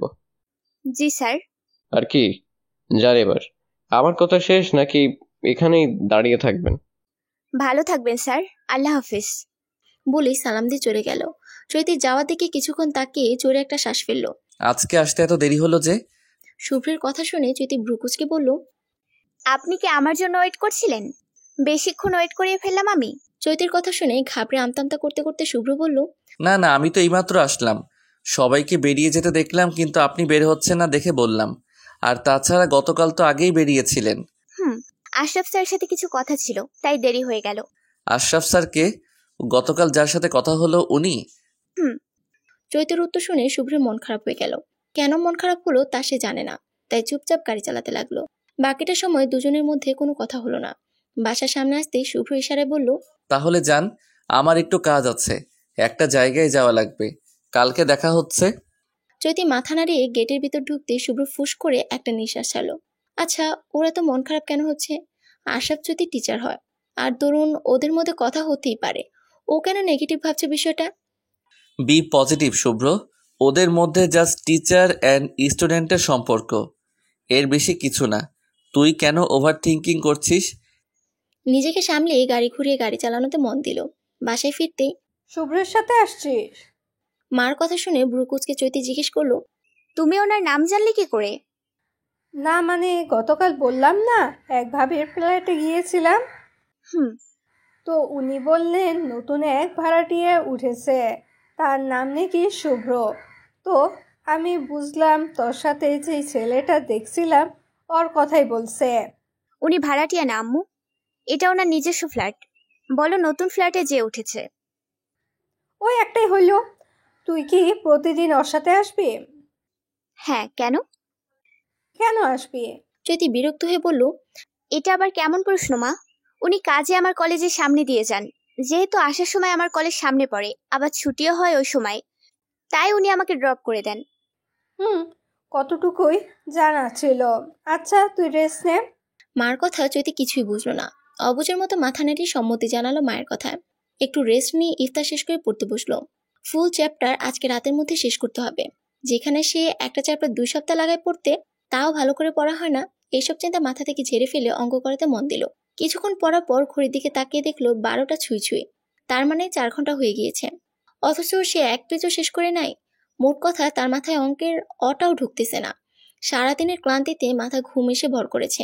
এই পর্যন্ত 5 কাপ চা খেয়ে ফেলেছে সে, তাও ঘুম যেন যাচ্ছেই না। চেয়ার থেকে উঠে কিছুক্ষণ হাঁটাহাঁটি করলো। না, এবার মনে হয় একটু ঘুমটা কমেছে। আবার চেয়ারে বসে অঙ্ক করতে মনোযোগ দিল। চোখে মুখে আলোর ছোঁয়া পেতেই আড়মোড়া ভেঙে নিজের দিকে তাকাতে দেখলো সে চেয়ারে বসে আছে। তার মানে সে কি ঘুমিয়ে পড়েছিল? মোটামুটি অর্ধেক শেষ করতে পেরেছে। বাকিগুলো বুঝে নেয় বলে চালিয়ে দেওয়া যাবে। পেন্সিল ব্যাগ থেকে লাল কলম বের করে বাকি অঙ্কগুলো দাগিয়ে ব্যাগ গুছিয়ে ফ্রেশ হতে চলে গেল। লিপস্টিক লাগিয়ে যা। মার কথা শুনে ভ্রুকুচকে বলল, লিপস্টিক কেন লাগাবো আম্মু? তুমি তো জানো আমি লিপস্টিক পরি না। চোখ মুখ ফ্যাকাশে লাগছে তোর। বলে লাল লিপস্টিক ঠোঁটে লাগিয়ে দিল। চৈতি মুছতে গেলেই ওর মা হাত ধরে বাধা দিয়ে বলল, খবরদার মুছবি না, এটা না মুছলে অনেকক্ষণ থাকবে। কলেজ থেকে আসলে যেন আমি তোর ঠোঁটে লিপস্টিক দেখতে পাই। আচ্ছা আচ্ছা, মুছবো না, লেট হয়ে যাচ্ছে, আমি যাই। যা। মাঠ থেকে বিদায় নিয়ে বাসা থেকে বের হয়ে লিফট থেকে নেমে দৌড়াতে লাগলো। আজকেও লেট হয়ে গেছে। সামনেই গাড়ির সামনে শুভ্রকে দাঁড়িয়ে থাকতে দেখে পায়ের স্পিড আরো বাড়িয়ে দিল। আর মাঠ দেওয়া হিল জুতা পরার ফলে একটা অঘটন ঘটে গেল। তাড়াতাড়ি করে হাঁটতে গিয়ে চৈতি জুতার সাথে পা লেগে গিয়ে একদম শুভ্রের উপর পড়লো। এই ঘটনায় চৈতি যেমন অবাক হয়েছে, তেমন শুভ্র অবাক হয়েছে। চৈতি তাড়াতাড়ি সরি বলে শুভ্রের থেকে উঠে এলো। শুভ্র এখনো ঘোরের মধ্যে আছে। একটু আগের ঘটনাটা থেকে বেরোতে পারছে না। শুভ্রকে স্তব্ধ হয়ে দাঁড়িয়ে থাকতে দেখে চৈতি একটু সামনে এগিয়ে শুভ্রের মুখের সামনে নিজের হাত নাড়ালো। হুঁশ ফিরে আসতেই নিজেকে সামলে চৈতির জন্য দরজা খুলে দিল। চৈতি গাড়ির ভিতর ঢুকতে যেতেই গাড়ির উপরের অংশের সাথে জোরে ধাক্কা খেলো। কপালে হাত দিয়ে ব্যথায় চোখ মুখ কুঁচকে ফেলেছে সে। যে সময় তাড়াহুড়ো করতে যায় সে সময় হাজারটা অঘটন ঘটে। যেমন আজকেরটাই ধরা যাক। এই পর্যন্ত কতবার বাজে ঘটনা ঘটলো। প্রথমে হোঁচট খেয়ে শুভ্রের উপর পড়া, আর তারপর গাড়ির সাথে এমন জোরে ধাক্কা খাওয়া। চৈতিকে ব্যথা পেতে দেখে শুভ্র জিজ্ঞেস করলো, কপাল তো ফুলে গেছে, বরফ আনবো? এমনিতেই আজকে দেরি হয়ে গিয়েছে, তার উপর এখন বরফ এনে কপালে দিলে আর কলেজে যাওয়া লাগবে না। আশরাফ স্যার নিশ্চয়ই ভাবছে আমি ওনার পরে ফাঁকি দেওয়ার জন্য ইচ্ছা করে দেরি করাচ্ছি। শুভ্রকে মানা করে দিল চৈতি। শুভ্র কিছু না বলে নিজের সিটে বসে গাড়ি চালাতে লাগলো। কিছুক্ষণ পর ব্যথা ঠিক হতেই শুভ্রের কাছে টিস্যু চাইলো। পিছনের সিট থেকে টিস্যুর বক্সটা এনে চৈতিকে দিল শুভ্র। লিপস্টিকটা মোছা লাগবে তার। এভাবে কলেজে কেউ লিপস্টিক দিয়ে যায় নাকি? তাও আবার লাল লিপস্টিক। নিজের কাছে কেমন যেন লাগছে। নুট কালার বা হালকা কালারের হইলে না হয় মানা যেত, কিন্তু লাল লিপস্টিক? ও কি বিয়ে বাড়ি নাকি কোনো অনুষ্ঠানে যাচ্ছে যে তাকে লাল লিপস্টিক ইউজ করা লাগবে? ব্যাগ থেকে আয়না বের করে টিস্যু দিয়ে ঠোঁটে লেগে থাকা লিপস্টিকটুকু মুছতে লাগলো। লিপস্টিক মোছা শেষ হলো। টিস্যু বাইরে ফেলে পাশের দিকে তাকাতেই দেখলো শুভ্র তাকিয়ে আছে এক দৃষ্টিতে। যদি হুট করে তাকাবে তা সে কল্পনাই করে না। হকচকিয়ে ড্রাইভিং এ মন দিল সে। কলেজের সামনে আসতে চৈতি তাড়াতাড়ি করে গাড়ি থেকে নেমে দৌড় দিল ক্লাসের দিকে। চৈতির যাবার দিকে তাকিয়ে থেকে শুভ্র গাড়ি ঘোরালো। ক্লাসে ঢুকতে চৈতি দেখলো আশরাফ এখনো ক্লাসে আসেনি। স্বস্তির নিঃশ্বাস ফেল সে। কিরে, দৌড়ে এসেছিস কেন? আরুষের কথা শুনে চৈতি আরুষের দিকে তাকিয়ে মাথা নাড়ল। দৌড়ে আসতে কে বলেছে তোকে? কিছু যদি হয়ে যেত? দেখছিস কিভাবে হাঁপাচ্ছিস, পানিও তো খেতে পারবি না, রোজা রেখে কি দরকার দৌড়ানোর? আরুষের কথা শুনে জোরে শ্বাস নিয়ে নিজেকে সামলিয়ে বলল, আরে ঠিক আছে, আমি চিন্তা করিস না। আর ওই দিন তো দেখলি দেরি করে আসার কারণে স্যার কি করলো। এরপরও কি দেরি করে আসতে ইচ্ছা হয়? তুই বল। তাও ঠিক। যাই হোক, আজকে আসবি তো? কোথায়? আরুষি অবাক হয়ে বলল, কোথায় আবার? আমার বাসায়। তোর বাসায় কেন যাব? আরুষি রেগে কিছু বলতে যাবে তার আগেই চৈতি হেসে বলল, আরে মজা করছিলাম, এত সিরিয়াস হয়ে যাস কেন? একটা কথা বলবো। আরুষি ভ্রুকুচকে বলল, কি কথা? চৈতি জিহ্বা দিয়ে ঠোঁট ভিজিয়ে বলল, না গেলে হয় না? তুই দেখ, আমি কথাও বলতে পারি না, কানেও শুনি না, তোকে হ্যাপি বার্থডে বলতেও পারবো না, তোকে গানও শোনাতে পারবো না, আবার মানুষের কথাও কিছু বুঝবো না। ধর কেউ আমাকে জিজ্ঞেস করলো তোমার নাম কি, তুমি আরশির কি হও, আমি না হয় ওনার লিপ রিডিং করে ওনার জিজ্ঞেস করা প্রশ্ন বুঝলাম, কিন্তু উত্তর দিব কি করে? আমি তো চাইলেও বলতে পারবো না, আবার খাতা কলমে লিখেও দেখাতে পারবো না, তাই না? মানুষ আরো বিরক্ত হবে আমার ওপর। কি দরকার মানুষকে বিরক্ত করার? তার চেয়ে বরং তুই তোর কেক কাটার মোমেন্টটা ভিডিও করে রাখিস, ক্লাসে এসে আমি দেখবো। তাহলেই তো হয়ে গেল, সব ঝামেলা শেষ, তাই না? কোনো ঝামেলাই শেষ হবে না। আমি তোর সাথে সাথে থাকবো। কেউ কিছু জিজ্ঞেস করলে তাকে আমি তোর হয়ে আনসার দিব। আর আমার তোর মুখে হ্যাপি বার্থডে শোনা লাগবে না। তোর হাত দিয়ে না হয় আমি শুনে নেব। কেউ তোকে কিছু বলবে না, বলতেই দিব না আমি। আর কিছু বলে ফেললেও তাকে উচিত জবাব দেওয়ার ক্ষমতা আমার আছে। এখন তুই যদি মন থেকে যেতে না চাস তাহলে তো আমার কিছু করার নেই। সবার সাথে যুদ্ধ করতে পারলেও তোর মনের সাথে তো যুদ্ধ করতে পারবো না। তুই না চাইলে না হয় থাক, জোর তো আর করতে পারি না। তুই কি রাগ করেছিস আমার ওপর? না, রাগ করবো কেন? চৈতি কিছু বলতে যাবে তার আগে আশা প্রবেশ করলো ক্লাসরুমে। আর কিছু বলতে পারলো না চৈতি, শুধু ইশারায় সরি বলল। আরও সে উত্তরে কিছু বলল না। মুখ ফুলিয়ে ক্লাসে মনোযোগ দিতে দেখে চৈতিও মন খারাপ করে মনোযোগ দিল ক্লাসে। মনে হয় ওর কথাগুলো বলা উচিত হয় নাই, কেন যে বললো, ধুর ভাল লাগে না। ক্লাস শেষে ছুটি হওয়ার পর চৈতির মন খারাপ দেখে শুভ্র জিজ্ঞেস করলো, কি হয়েছে, মন খারাপ? শুভ্রকে পুরো ঘটনা খুলে বলতেই শুভ্র বলল, এক কাজ করুন না, আপনি আপনার বান্ধবীর বার্থডেতে গিয়ে সারপ্রাইজ দিয়ে দিন। সব রাগ গলে পানি হয়ে যাবে। যদি কথা না বলে? আরে বলবে না কেন? উনি তো আপনার সাথে রাগ করছে না যাওয়া নিয়েই, তাই না? এখন আপনি যদি গিয়ে সারপ্রাইজ দেন তাহলে তো রাগ থাকবার কোনো প্রশ্নই থাকে না। হুম তাহলে যাবেন? হুম গুড গার্ল। চৈতি আরশিদের বাসার সামনে এসে দাঁড়িয়ে আছে 10 মিনিট হলো। ওর মধ্যে একটা অস্বস্তি কাজ করছে, কিন্তু এসে যখন পড়েছি তাহলে তো যাওয়া লাগবেই। তাও সে যেতে পারছে না। টানা 15 মিনিট নিজে মনের সাথে যুদ্ধ করে গেটের ভিতর ঢুকলো। দরজা গিয়ে নক করতে একটা মধ্যবয়স্কা মহিলা এসে চৈতিকে দেখে ভ্রু কুঁচকালো। এতে চৈতির মধ্যে অস্বস্তি দ্বিগুণ হারে বেড়ে গেল। কে তুমি? এখানে কি করছো? এখন সে কিভাবে উত্তর দিবে? কি হলো, কথা বলছো না কেন? চৈতি কাঁধে থাকা ব্যাগ থেকে খাতা কলম বের করতে যাবে তার আগে শুভ্র এসে বলল, আম্মু, উনি হলেন আরশির বান্ধবী, একসাথেই পড়ে ওনারা। শুভ্রকে দেখেই যেন চৈতির চোখ বড় হয়ে গেছে বিস্ময়ে। এই ছেলে এখানে কি করছে? মধ্যবয়স্কা মহিলা বিরক্ত হয়ে বললেন, তো এই কথা কি এই মেয়ে বলতে পারে না? তোর কেন বলা লাগলো? আর তুই কি করে চিনিস এই মেয়েকে? আমি যেখানে থাকি সেখানে নিচতলায় থাকেন উনি, আর আমি আরশির সাথে অনেকবার দেখেছি ওনাকে। ভিতরে আসো, আমি আরশিকে ডেকে দিচ্ছি। চৈতি মাথা নাড়িয়ে ঘরের ভিতর ঢুকে রুমে থাকা সোফায় বসে পড়ল।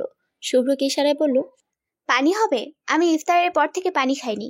একটু অপেক্ষা করুন, আমি আনছি। শুভ্র কিছুক্ষণ পর এক গ্লাস পানি এনে চৈতির সামনে রেখে সামনের সোফাটায় বসে পড়ল। চৈতি এক ঢোকে পুরো পানি খেয়ে খালি গ্লাসটা সামনে থাকা টেবিলে রাখতেই শুভ্র বলল, আপনি অবাক হননি? জিজ্ঞেস করবেন না আমি এখানে কি করছি? অবাক তো হয়েছি বটে। আরশিকে সারপ্রাইজ দিতে গিয়ে নিজেই সারপ্রাইজ হয়ে গিয়েছি। বাই দ্য ওয়ে, আরশি আপনার কে হয়? ছোট বোন। কই, আরশি তো আমাকে কোনোদিন বলেনি যে ওর একটা ভাই আছে। আপন না, ফুফাতো।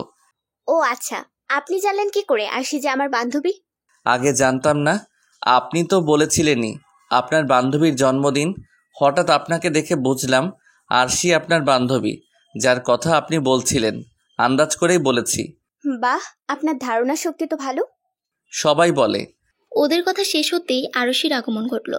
আরশিকে দেখে চৈতি বসা থেকে দাঁড়িয়ে গেল। সকালের ঘটনার জন্য দুঃখিত। আমার ওই সময় ওই কথাগুলো বলা উচিত হয়নি। আমি যদি জানতাম তুই কষ্ট পাবি তাহলে কোনোদিন কথাগুলো বলতাম না। আরশি চৈতির কাছে এসে কাঁধে হাত রেখে বলল, ইটস ওকে। তুই যখন এসেই পড়েছিস তাহলে আগের কথাগুলো সব ভুলে যা। আমারও বোঝা উচিত ছিল তোর জন্য এখানে আসাটা কঠিন। অবুজের মতো আবদার করেছিলাম, সে অবুজের আবদার পূরণ করার ধন্যবাদ। বাই দ্য ওয়ে, শুভ্র ভাই আর তুই কথা বলছিলি, চিনিস তোরা একে অপরকে? একই অ্যাপার্টমেন্টে থাকি আমরা। আরশি ভ্রুকুচকে শুভ্রের দিকে তাকিয়ে বলল, শুভ্র ভাই, আপনি তো সায়েন্স ল্যাঙ্গুয়েজে কথা বলতে পারতেন না, কবে থেকে শিখলেন? শুভ্র মাথা চুলকাতে চুলকাতে বলল, মানে কয়দিনই হলো, সহজই তো। আমার আগে থেকে ইন্টারেস্ট ছিল শেখার। কই, আগে তো জানতাম না যে আপনি ইন্টারেস্ট ছিলেন এই ভাষা শেখার। জানলে তো আমি শিখিয়ে দিতাম। শুভ্র চোখ পাকিয়ে আরশির দিকে তাকিয়ে বলল, কেন, মানুষের কি ইন্টারেস্ট পরে জন্মাতে পারে না? পারে, বাট হুট করে। শুভ্রের চাহনি দেখে আরুষি শুকনো ঢুক গিলে বলল, আমাকে আম্মু মনে হয় ডাকছে, আমি গেলাম। তোরা কথা বল। আর চৈতি শোন, তুই একটু ওয়েট কর। আমাদের পার্টিটা ছাদে হচ্ছে, সব কাজিনরা মিলে সাজাচ্ছে, একটু দেরি হবে। আর হ্যাঁ, রাতের খাবার খেয়ে যাবি, শুধু কেক খেলেই হবে না। কিন্তু বেশি রাত হলে? শুভ্র ভাই দিয়ে আসবে, উনিও আজকে থাকবে না এখানে, জাস্ট আমার জন্মদিনের জন্য এসেছেন। তোরা একসাথে যাস, খেয়ে দিয়ে। বলেই আরুষি চলে গেল। আচ্ছা, একটা কথা জিজ্ঞেস করব? শুভ্রের বলা কথায় মাথা নাড়ালো চৈতি। আপনার জন্মদিন কবে? জাস্ট ইচ্ছা হলো আর কি। জন্মদিন? জানি না তো। শুভ্র অবাক হয়ে বলল, জানেন না মানে? আপনি আপনার জন্মদিন জানেন না কবে? আগের বার কত তারিখে পালন করছিলেন জন্মদিন? পালন করিনি তো। এর আগের বার? আগের বারও না। শুভ্র হেসে বলল, মজা করছেন আমার সাথে? আপনার মনে হয় বলার ইচ্ছা নাই। আচ্ছা, বলা লাগবে না। আমি মিথ্যা কথা বলছি না, সত্যি জানি না আমার জন্মদিন কবে। তবে বার্থ সার্টিফিকেটে লেখা আছে আমার এপ্রিল মাসের 5 তারিখে জন্মেছি। তবে শুনেছি ওটা নাকি কমিয়ে দেয়া। আমার আসল বার্থডে আমি জানি না। শুভ্র অবাক হয়ে বলল, আপনি কোনোদিন আপনার জন্মদিন পালন করেননি? না। কেন? না মানে সবাই তো জন্মদিন পালন করে। আপনার পরিবার কি ধার্মিক? যেহেতু জন্মদিন পালনে নিষেধ আছে, এজন্য কি তারা জন্মদিন পালন করেন না? না, আমার জন্মটাকে আমার মা শুভ মনে করেন না। একে তো আমি জন্মালাম বোবা কালা হয়ে, আবার আমার জন্মের সময় বাবা অফিস থেকে বাসায় আসার পথে রোড অ্যাক্সিডেন্টে মারা যান। সব মিলিয়ে আমার জন্মটাকে আমার মা অশুভই ভাবেন, তাই জন্মদিন পালন করেননি। জানেন, ছোটবেলায় যখন দেখতাম সবার মা বাবা ওদের সন্তানদের জন্মদিন পালন করছে, তখন আমিও অপেক্ষা করতাম কবে আমিও সবার মতো জন্মদিন পালন করব। কিন্তু ওই অপেক্ষাটা অপেক্ষায় রয়ে গেল, বাস্তব হলো না। আমি একদিন আম্মুর কাছে জিজ্ঞেস করেছিলাম, সবার জন্মদিন পালন হয়, আমার কেন হয় না? আম্মু আমার গালে 2টা চড় দিয়ে বলেছিলেন, সবাই তোর মতন না, সবাই জন্মগ্রহণ করেছে ভাগ্য নিয়ে, আর তুই কোনো কিছুই নিয়ে জন্মগ্রহণ করিসনি।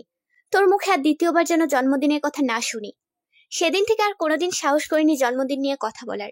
এখন বড় হয়ে বুঝতে পারছি আম্মু কেন কোনোদিন জন্মদিন পালন করেননি। আসলে আমি জন্মদিন পালনের যোগ্যই না। বলে চুপ করে রইল। শুভ্র এক দৃষ্টিতে চৈতির দিকে তাকিয়ে আছে।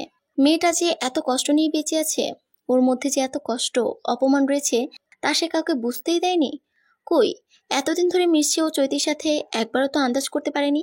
সরি, অনেক বেশি কথা বলে ফেলেছি মনে হয়। বিরক্ত হলে দুঃখিত। It's okay. এর মধ্যে আরো শেষে শুভ্র আর চৈতিকে ছাদে যেতে বলল। সব কাজ শেষ, শুভ্র চৈতিকে নিয়ে ছাদে চলে গেল। চৈতি আশেপাশে তাকাতেই মন খারাপ ভালো হয়ে গেল। চারদিকে লাইট ঝলমল করছে। রাতের অন্ধকার মাঝে পুরো ছাদটা যেন আলোতে আলোকিত হয়ে আছে। তার পাশাপাশি বেলুন তো আছেই। ছাদে মাঝখানে টেবিল রাখা, আর তার উপর ইয়া বড় একটা কেক রাখা। যথারীতি আরুষি কেক কেটে প্রথমে চৈতিকে কেক খাওয়ালো। আরুষির বাবা মা এসব অনুষ্ঠান পছন্দ করে না, তাই তারা আসেননি। তবে তাদের জন্য কেক আলাদা করে রাখা হয়েছে। কেক কাটা শেষে চৈতি বেসিনে গেল হাত মুখ ধুতে। সারা মুখে কেকের ক্রিম লাগানো, আরুষি লাগিয়েছে। হাত মুখ ধুতে ধুতেই একটা কম বয়সী ছেলে আসলো। দেখে মনে হয় 7 বা 8-এ পড়ে। তুমি নাকি কানে শুনতে পাও না? আচ্ছা, একটা পরীক্ষা নিয়ে দেখা যাক। যেহেতু তুমি কানে শুনতে পাও না, সেহেতু তোমার কানের কাছে চিৎকার করলেও তোমার কোনো অসুবিধা হবে না, তাই না? কারণ তুমি তো শুনতেই পাও না। চৈতি কিছু বুঝে উঠবার আগে ছেলেটা তার বন্ধুদের নিয়ে চৈতির কানের কাছে জোরে জোরে চিৎকার করা শুরু করলো। কি হচ্ছে এখানে? শুভ্রের ধমকানি শুনে ছেলেটার সব বন্ধু ভয় পেয়ে দৌড়ে চলে গেল। কি হলো, কথা বলছিস না কেন? ছেলেটা আমতামতা করতে করতে বলল, মজা করছিলাম। মজা? এটা তোদের কাছে মজা মনে হচ্ছে? একটা মানুষকে কষ্ট দিয়ে তোরা মজা নিচ্ছিস? স্কুলে এসব শেখানো হয় তোদের? জীবনে বোবাকালা মানুষ দেখিনি তো, তাই সামলাতে পারলাম না। দেখতে চাইলাম উনি সত্যিই শুনতে পারে কিনা। শুভ্র চিৎকার দিয়ে বলল, আরাফ। শুভ্রের চিৎকার শুনে আরাফ ভয়ে কেঁপে উঠল। ইচ্ছা করছে তোর গালে 2টা চড় মারি। একটা মানুষকে নিয়ে এসব কথা বলতে তোর বিবেকে বাঁধলো না? মানুষটা কি ইচ্ছে করে এমন হয়েছে? আজকে ওনার বদলে যদি তুই এমন হতি, তোর কানের পাশে যদি কেউ চিৎকার করত, তাহলে কি করতি? শুক্রিয়া কর তোর এই অবস্থা হয়নি দেখে। আর কোনো দিন এমন করবি না। যদি দেখি তাহলে সত্যি সত্যি তোরে 2টা চড় মারতে আমার হাত কাঁপবে না। আপুকে সরি বলে যা। কিন্তু ও তো শুনতে পাবে না, বলে কি হবে? সেটা তোর জানার বিষয় না। তোকে সরি বলতে বলেছি, বলবি। সরি আপু। চৈতি কিছু না বলে মলিন হাসলো শুধু। চৈতিকে হাসতে দেখে আরাফ অবাক হয়ে গেল। তাহলে কি মেয়েটা শুনতে পেয়েছে? ওহ, সরি বলাটা ছোট তো, মাথায় কিছু বুঝলো না সে। মাথা নিচু করে চলে গেল। শুভ্র একটা জোরে শ্বাস নিয়ে নিজেকে সামলালো। অতঃপর চৈতির দিকে চেয়ে ইশারায় বলল, ঠিক আছেন আপনি? চৈতি মাথা নাড়ল। কিছু মনে করবেন না, ছোট মানুষ, বুঝতে পারিনি, তাই এমন একটা কাজ করে ফেলেছে। আমি কিছু মনে করিনি। ধন্যবাদ, শুনে ভালো লাগলো। কিন্তু শুভ্র চৈতির চোখের কোণায় পানি দেখে বুঝলো মেয়েটা কি পরিমাণ কষ্ট পেয়েছে। আচ্ছা, সবাই এমন কেন? কেউ ওনাকে কেন বুঝতে চায় না? নিজের জন্মদাতা মাও না। আচ্ছা, সবাই ওকে কষ্ট দিয়ে কি মজা পায়? এমন একটা মেয়েকে কষ্ট কি করে দিতে পারে? ও তো কোনোদিন দিতে পারবে না। বুক কাঁপবে ওর।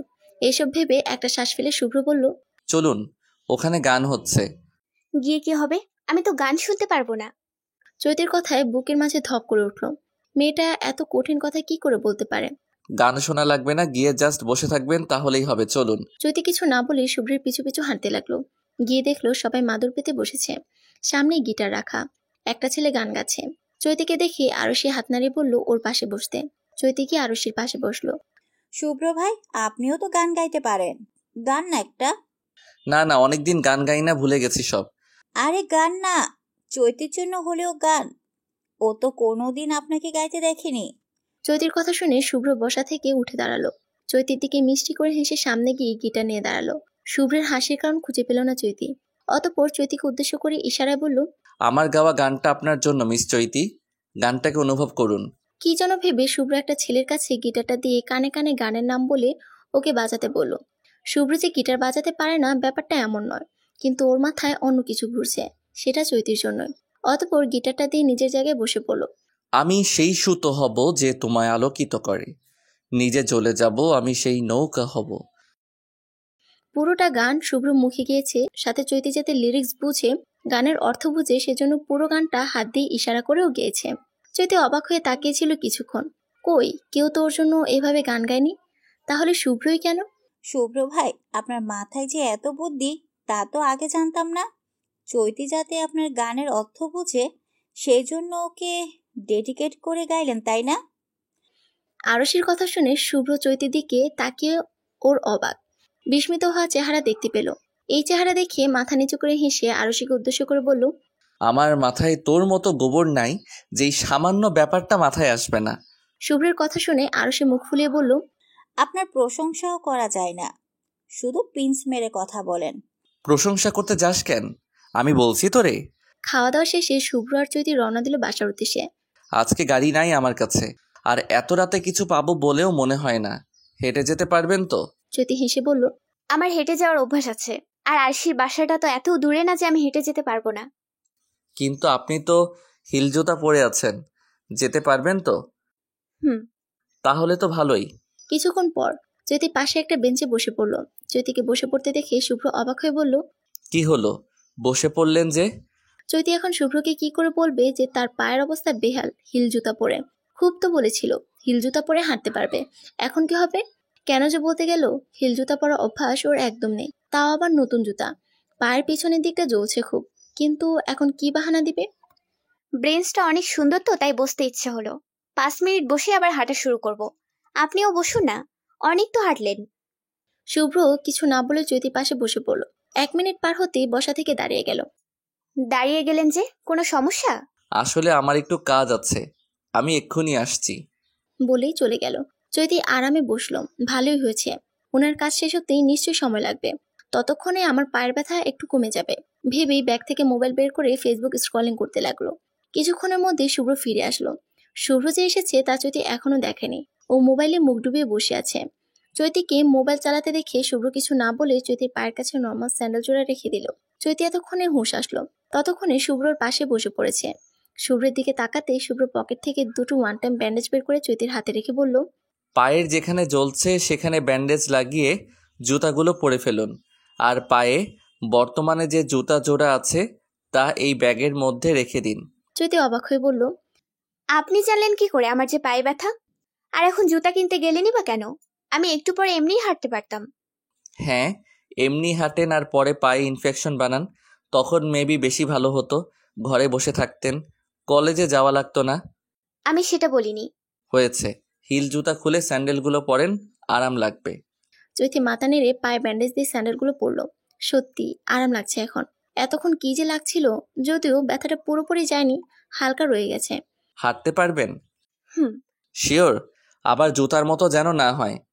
সত্যিই হাঁটতে পারতাম। তাহলে চলুন, এমনিতেই রাত হয়ে গেছে অনেক। আল্লাহই জানে দারোয়ান গেট বন্ধ করে দিছে নাকি, তাহলে সারা রাত বাহিরে থাকা লাগবে। আমি তো ভুলেই গেছিলাম গেটের কথা। চলুন চলুন। হাঁটতে হাঁটতে চৈতি শুভ্রকে জিজ্ঞেস করলো, আমার মার সাথে আপনার দেখা হয়েছে? হ্যাঁ, অনেক ভালো মানুষ, মিশুকও বটে। আমাকে নিজের ছেলের মতো ভেবে নিয়েছিলেন, ইফতারিও এনেছিলেন। উনি কি আপনাকে আমার সম্পর্কে কিছু বলেছেন বা ইঙ্গিত দিয়েছেন? মানে উনি কি বলেছেন আমার মেয়েটাকে তোমার কেমন লাগে, অনেক লক্ষ্মী মেয়েও, ওর মতো মেয়ে পুরো দুনিয়াতে পাওয়া দুষ্কর, একটু কথা বলো আমার মেয়ের সাথে, এরকম কিছু? হ্যাঁ বলেছিলেন তো, আপনি জানলেন কি করে? চৈতি কিছু না বলে একটা দীর্ঘশ্বাস ফেলে বলল, আমার মার কথাই কিছু মনে করবেন না, উনি এরকমই। আমার বিয়ে হচ্ছে না দেখে একটু চিন্তায় আছেন, তাই আবল তাবল কি কাজ করেন তিনি নিজেও জানেন না। আরে না না, আমি কিছু মনে করিনি, বরং আমার তো ওনাকে অনেক পছন্দ হয়েছে। কি সুন্দর বাবা ডাকেন আমায়। আর ওনার হাতের বানানো ইফতারিগুলা অনেক মজার ছিল, পুরোটা খেয়েছি আমি। চৈতি একটু কেসে বলল, ওটা আমার হাতে বানানো ইফতার ছিল, আম্মু বানায়নি। ওই একই হলো, সবসময় বাইরের ইফতারি খেয়ে খাবারের উপর থেকে মনই উঠে গিয়েছিল। অনেক দিন পর বাসায় বানানো ইফতার খেয়েছি। কেন, আপনার বাবা মা কোথায়? আম্মু আরশিদের সাথে থাকে। কেন, আপনি থাকেন না কেন ওদের সাথে? ওই যে বাসায় এসে পড়েছে, থ্যাঙ্কস গড, গেটে তালা দেয়নি এখনো। চৈতির মনে হলো শুভ্র যেন কথাটা এড়িয়ে যেতে চাইছে, তাই আর মাথা ঘামালো না। কাউকে তো সে জোর করতে পারে না, অধিকারও তো নেই তার, তাই মাথা না ঘামিয়ে নিজের বাসায় চলে গেল। শুভ্র চৈতি যাওয়ার দিকে কিছুক্ষণ তাকাতেই লিফটের দরজা বন্ধ হয়ে গেল। সরি চৈতি, আপনাকে আমি সব কিছু শেয়ার করতে পারলেও এই কথাটা শেয়ার করতে পারবো না। ভেবেই একটা দীর্ঘশ্বাস ফেলে লিফট থেকে নেমে নিজের বাসায় চলে গেল। চৈতি বাসায় যেতেই ওর মা কাছে ডেকে এনে বললেন, চৈতি, কালকে তোর একটা রেস্টুরেন্টে একজন ছেলের সাথে দেখা করা লাগবে। কেন? ছেলে নাকি তোকে দেখে অনেক পছন্দ হয়েছে, আমাকে ফোন করে জানালো, তাই তোর সাথে দেখা করতে চাইছে।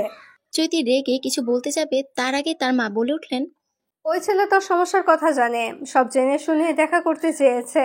দেখ, আমিও চাই না ওই ছেলের সাথে তোর বিয়ে হোক। শুভ্র ছেলেটাকে আমার অনেক পছন্দ হয়েছে।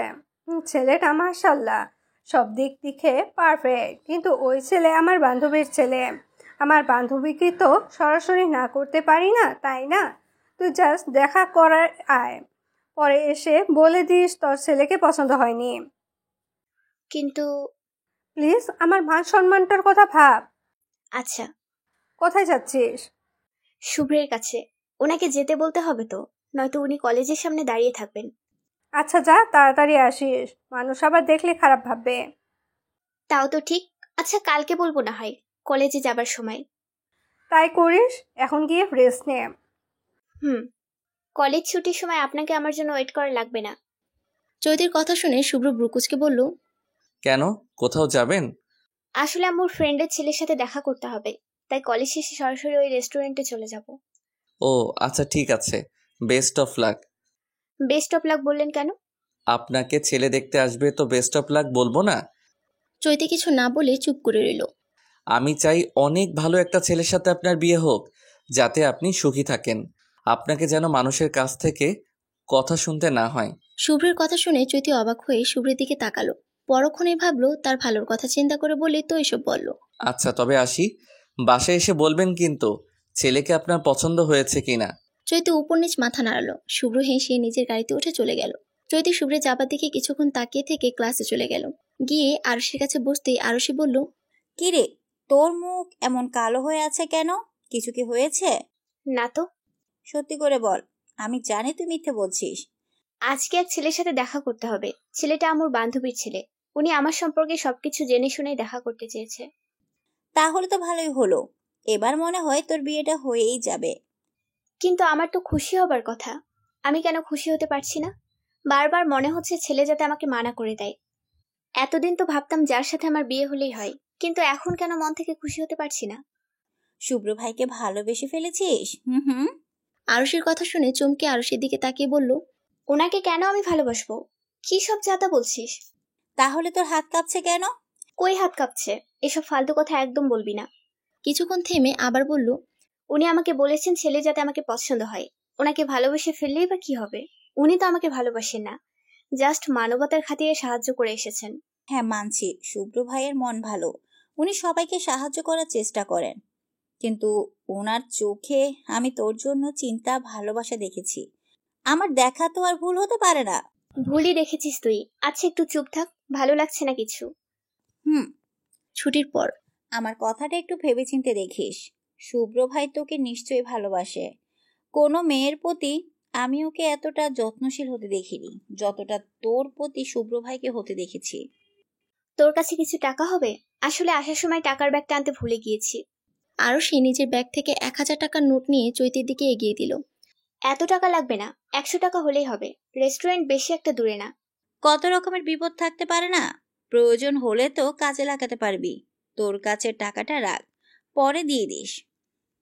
কিন্তু আমার কাছে ভাঙতি নাই, নিলে নে, না হলে যাই আমি। আচ্ছা দে, কালকেই তোকে ফেরত দিয়ে দেব, চিন্তা করিস না। এক যুগ পরে দিলেও কোনো সমস্যা নাই আমার। তোর দেরি হয়ে যাচ্ছে, আর নিজের মনের বিরুদ্ধে কিছু করিস না। নিজের মনের কথা শুনবি, না হলে আজকে হোক বা কয়েক বছর পরে ঠিক পস্তাবি। মনে হবে কেন আগে কাজটা করলাম না। পরে যাতে আফসোস না করিস, দেখিস। চৈতি আরশির যাবার দিকে তাকিয়ে থেকে একটা সিএনজি নিয়ে রেস্টুরেন্টের দিকে রওনা হলো। রেস্টুরেন্টের ভিতর যেতে একটা ছেলে এসে বলল, আপনি চৈতি? কথাটা বুঝতে পেরে চৈতি মাথা নাড়ালো। ছেলেটা একটা টেবিলের দিকে ইশারা দিয়ে বলল, ওই যে ওখানে চলুন। চৈতি সিটে বসতে ছেলেটা বলল, কিছু অর্ডার করব? কি খাবেন বলুন। চৈতি খাতায় লিখে বলল, আমি কিছু খাবো না। তা বললে হয় নাকি? প্রথম দেখা, খালি মুখে কিভাবে যেতে দিই? 1 কাপ কফি অর্ডার করি। কফি খেতে পারি না, তিতা লাগে। তাহলে জুস? হুম। আমার নাম নিলয়, নিশ্চয়ই শুনেছেন। জি। আপনার সম্পর্কে সব জানি, আপনাকে পছন্দও হয়েছে। শান্ত স্বভাবের মেয়ে আপনি, কিন্তু কিন্তু দেখুন, আপনার সাথে চলতে আমার অনেক অসুবিধা হবে। যেহেতু আপনি শুনতে পান না, সেহেতু কোনো একটা কাজের সময় আপনাকে অন্য রুম থেকে ডাকা যাবে না যে আমার এটা লাগবে। আবার সবসময় তো হাতের লেখা পড়ে কথা বোঝা সম্ভব না, তাতেও আমার কোনো অসুবিধা নেই। আমি আপনাকে বিয়ে করতে রাজি। আপনি নিশ্চয়ই শুনেছেন যে আমি প্রাইভেট কোম্পানিতে চাকরি করি। মাস শেষে যে টাকা পাই তা অনেক কম, দুজনের চলতে কষ্ট হবে। তারপর কয় মাস পর যদি আমাদের বাচ্চা হয়, তাহলে তারও ভরণ পোষণের জন্য টাকা লাগবে। আপনি এসব কেন বলছেন? কিছু মনে করবেন না। আপনার মা যদি বেশি না কয়েক লাখ টাকা দিত, তাহলে একটা বিজনেস শুরু করতে পারতাম, এতে আপনিও সুখী হতেন। আপনি কি যৌতুক চাচ্ছেন? না না, যৌতুক চাইবো কেন? এটা তো আমি শুধু একা ভোগ করব না, তাই না? আপনি আমাদের বাচ্চার ভালোর জন্যই যাচ্ছি, এটাকে কি যৌতুক বলে? আপনি ইনডাইরেক্টলি যৌতুকের কথাই বলছেন। দেখুন, আমি কাউকে যৌতুক দিয়ে বিয়ে করব না। ভেবে দেখুন, আমাকে বিয়ে না করলে আপনি সারা জীবন কুমারীই থেকে যাবেন, কেউ আপনাকে বিয়ে করবে না। এর চেয়ে কয়েক টাকা খরচ করে যদি আপনার বিয়েটা হয়, তাহলে অসুবিধা কোথায়? সেটা নিয়ে আপনার কোনো চিন্তা করতে হবে না। আমি দরকার হলে সারা জীবন কুমারীই থাকবো, তবু আপনার মতো মানুষকে আমি যৌতুক দিয়ে কোনোদিন বিয়ে করব না। যা বলছেন সব ভেবে বলছেন তো? অবশ্যই। পরে আবার পস্তাবেন না কিন্তু। প্রশ্নই আসে না। আপনি কিন্তু আমাকে অপমান করছেন। এতক্ষণ যে আপনি আমাকে অপমান করলেন আমার শারীরিক ত্রুটি নিয়ে। ওটাকে কি অপমান বলে নাকি? আমি যা সত্যি তাই বলেছি। আপনার মতো মেয়েকে কে বিয়ে করবে? তাও আপনার 7 জন্মের ভাগ্য যে আমার মতো একটা ছেলে যৌতুকের বিনিময়ে হলেও আপনাকে বিয়ে করতে চেয়েছিল। আজকাল দেখছি সত্যি কথা বললেও দোষ। দয়া করে আপনি আসতে পারেন, আর যাওয়ার সময় আপনার কফির বিল দিয়ে যাবেন। আপনার কফির বিল আমি দিতে পারবো না। ফাজিল কোথাকার। বিড়বিড় করতে বিল দিয়ে রেস্টুরেন্ট থেকে নেমে গেল। চৈতি হালকা হেসে জুস খাওয়া মন দিল। এখন একটু শান্তি লাগছে। জুস খেতে খেতেই হঠাৎ নাকে ধোয়ার গন্ধ পেল। এখানে ধোয়া আসলো কোথা থেকে ভেবে পেল না সে। আশেপাশে তাকাতে দেখলো পুরো রেস্টুরেন্টে খালি, যেটা একটু আগেও ভরা ছিল, ধোয়ার পরিমাণ আস্তে আস্তে বাড়ছে। চৈতির নিঃশ্বাস নিতে কষ্ট হচ্ছে। ও এখনো বুঝতে পারছে না রেস্টুরেন্টে হঠাৎ করে কি হলো। রেস্টুরেন্টে কি আগুন লেগেছে? কেউ একে ডাকলো না কেন? কিছুক্ষণ পর কাশি আসছে, তার সাথে শ্বাসকষ্ট তো রয়েছেই। না, ওকে এখান থেকে বের হতে হবে ভেবেই চেয়ার থেকে উঠে একটু হাঁটতেই আরশি কলেজ ছুটির পরে চৈতিদের বিল্ডিং এর সামনে এসে দাঁড়িয়ে শুভ্রকে ফোন করলো। ফোন রিসিভ করতে আরশি বলল, আমি আপনার বাসার নিচে, তাড়াতাড়ি আসেন। বলি ফোন রেখে দিল। শুভ্র কিছুক্ষণ মোবাইলের দিকে তাকিয়ে রইল। এই মেয়ে এমন কেন? এভাবে হুট করে কেউ ফোন দিয়ে নিচে আসতে বলে? উত্তরে যে কিছু বলবে তারও তো সুযোগ দেয়নি মেয়েটা। আজব। ভাবতে ভাবতে দরজা লক করে নিচে গেটের সামনে যেতে আরশিকে দেখতে পেল। কাঁধে ব্যাগ দেখে বুঝলো কলেজ থেকে সরাসরি এসেছে। কিরে, কি এমন দরকার পড়লো যে কলেজ থেকে ডাইরেক্ট আমার বাসায় চলে আসলি? চৈতি যে রেস্টুরেন্টে ছেলের সাথে দেখা করতে গেছে জানেন? হ্যাঁ, না জানার কি আছে, ওই তো বলল। ওকে গিয়ে নিয়ে আসুন। ও বাসা থেকে টাকার ব্যাগ নিতে ভুলে গেছে। ওর কাছে এখন 1 টাকাও নাই। কিন্তু আমার তো একটু কাজ ছিল। ও আসবে কি করে? আমি রেস্টুরেন্টের ঠিকানা, নাম সবকিছু মেসেজে জানিয়ে দিচ্ছি, আপনি যান। আচ্ছা, একটু রেডি হয়ে আসি। আমি গেলাম। শুভ্র ঘরে ফিরে রেডি হয়ে গাড়ি নিয়ে বেরিয়ে পড়লো। গুলশানের কোনো একটা রেস্টুরেন্টে নাকি দেখা করতে গিয়েছে। কিছু দূর যেতেই হঠাৎ একটা রেস্টুরেন্টের কাছে ভিড় দেখতে পেল। দূর থেকে যা বুঝলো ওই রেস্টুরেন্টে আগুন লেগেছে। কাজ করে কিভাবে এরা যে আগুন লাগার চান্স থাকে, এত এত মানুষ যায়, একটু সাবধানে কাজ করলেই তো হয়। না জানে কত মানুষ ক্ষতিগ্রস্ত হয়েছে। মনে মনে বিরক্ত হয়ে গাড়ির সামনে আঘাতে নিয়ে কি একটা মনে করে গাড়ি থামালো। এই রেস্টুরেন্টে আবার চৈতি নাই তো? রেস্টুরেন্টের নামটা কেমন চেনা চেনা লাগছে। মনে মনে দোয়া করছে এই রেস্টুরেন্টে যেন চৈতি না থাকে। কাপা কাপা হাতে মোবাইল বের করে মেসেজে গিয়ে নামটা দেখে হাত থেকে মোবাইলটা নিচে পড়ে গেল। তাড়াতাড়ি করে গাড়ি থেকে নেমে ভিড় ঠেলে সামনে যেতে কয়েকটা পুলিশ থামিয়ে বলল, ভিতরে আগুন লেগেছে, দেখতে পাচ্ছেন না? রেস্টুরেন্টের ভিতরে আমার পরিচিত একজন আছে। ভিতরে কেউ নেই? আছে, আমি শিওর। আপনি জানলেন কি করে? দেখুন, মেয়েটা যে হট্টগোল শুনে বেরিয়ে আসবে তার কোনো চান্স নেই, কারণ সে কানে শুনতে পারে না। আর ভিতরে থাকলে চিৎকার করে যে কাউকে ডাকবে সেটাও পসিবল না, কারণ সে কথা বলতে পারে না। উনি নিশ্চয়ই বেরিয়ে গিয়েছেন, আপনি শুধু শুধু টেনশন করছেন। আমি নিজে গিয়ে চেক করতে চাই। কিন্তু এতে আপনার ক্ষতি হবে। আমার কোনো ক্ষতি হবে না, যেতে দিন আমাকে। আমি জাস্ট শিওর হতে চাই যে উনি ভিতরে আছেন কিনা। প্লিজ যেতে দিন আমাকে। দেখুন, আমি আপনার অবস্থাটা বুঝতে পারছি। আমার হাতে কিছুই করার নেই। একজনের জীবন বাঁচাতেই আমি আরেকজনকে বিপদে ফেলতে পারি না। আমার যদি কিছু হয় তার দায়ভার আমি নিব, আপনাকে বিপদে ফেলাবো না। প্লিজ একটু বোঝার চেষ্টা করুন, মেয়েটা অসহায়, ও নিজে কিছু করতে পারবে না, সাহায্যের জন্য চিৎকারও করতে পারবে না। প্লিজ আমাকে যেতে দিন। কিন্তু যেতে দাও ওকে, এখনো আগুন অতটাও সরাইনি যে যেতে পারবে না ও। যেতে দাও ওকে, ওনাকে তুমি আটকে রাখতে পারবে না। কথাটা শুনে শুভ্র আর পুলিশ অফিসার দুজনেই পাশে তাকালো। লোকটাকে দেখে পুলিশের লোকটা বলল, অবশ্যই স্যার, আপনি যেতে পারেন। শুভ্র আর এক মুহূর্ত দেরি না করে সিঁড়ি দিয়ে বেয়ে রেস্টুরেন্টের ভিতর প্রবেশ করলো। চৈতির নিঃশ্বাস নিতে কষ্ট হচ্ছে। ও এখনো বুঝতে পারছে না রেস্টুরেন্টে হঠাৎ করে কি হলো। রেস্টুরেন্টে কি আগুন লাগছে? কেউ একে ডাকলো না কেন? কিছুক্ষণ পর পর কাশি আসছে, তার সাথে শ্বাসকষ্ট তো রয়েছেই। না, ওকে এখান থেকে বের হতে হবে ভেবে চেয়ার থেকে উঠে একটু হেঁটে সামনে যেতে পড়ে যেতে নিলে কেউ একজন দুহাত দিয়ে আঁকড়ে ধরলো। চৈতি তাকাতেই শুভ্রের মুখ ভেসে উঠল। চৈতি, চোখ বন্ধ করবেন না, চোখ খোলা রাখুন, কিচ্ছু হয়নি আপনার, এক্ষুনি সব ঠিক হয়ে যাবে। বলে পকেট থেকে একটা রুমাল বের করে চৈতির মুখের সামনে ধরলো, যাতে ধোঁয়া নাকে যেতে না পারে। চৈতি এত ধোঁয়ার মাঝে শুভ্রের বলা কথাটুকু বুঝতে পারল না। চলুন। এক হাতে জড়িয়ে সিঁড়ি দিয়ে নামার সময় সিঁড়ির নিচে আগুন দেখে ভয়ে চৈতি স্তব্ধ হয়ে দাঁড়িয়ে গেল। চৈতিকে দাঁড়াতে দেখে শুভ্র বলল, কি হলো, এভাবে দাঁড়িয়ে আছেন কেন? চলুন, আমাদের হাতে বেশি সময় নেই। চৈতি তখনও ভয়ে কাঁপতে কাঁপতে আগুনের দিকে তাকিয়ে দাঁড়িয়ে আছে। চৈতিকে ছেড়ে ইশারায় বলল, চৈতি, আমাদের যেতে হবে এখান থেকে। সিঁড়ির নিচের দিকে তাকাবেন না, চোখ বন্ধ করে রাখুন দরকার হলে। প্লিজ চলুন এখান থেকে, নইলে পরে আটকা পড়ে যাব দুজনে। শুভ্রের কথা শুনে চৈতির হুঁশ ফিরল। মাথা নেড়ে সিঁড়ি বেয়ে নামতে শুরু করলো। রেস্টুরেন্ট থেকে নেমে একটা পার্কের বেঞ্চে বসিয়ে দিয়ে পাশের দোকান থেকে 1 বোতল পানি এনে চৈতির দিকে এগিয়ে দিল শুভ্র।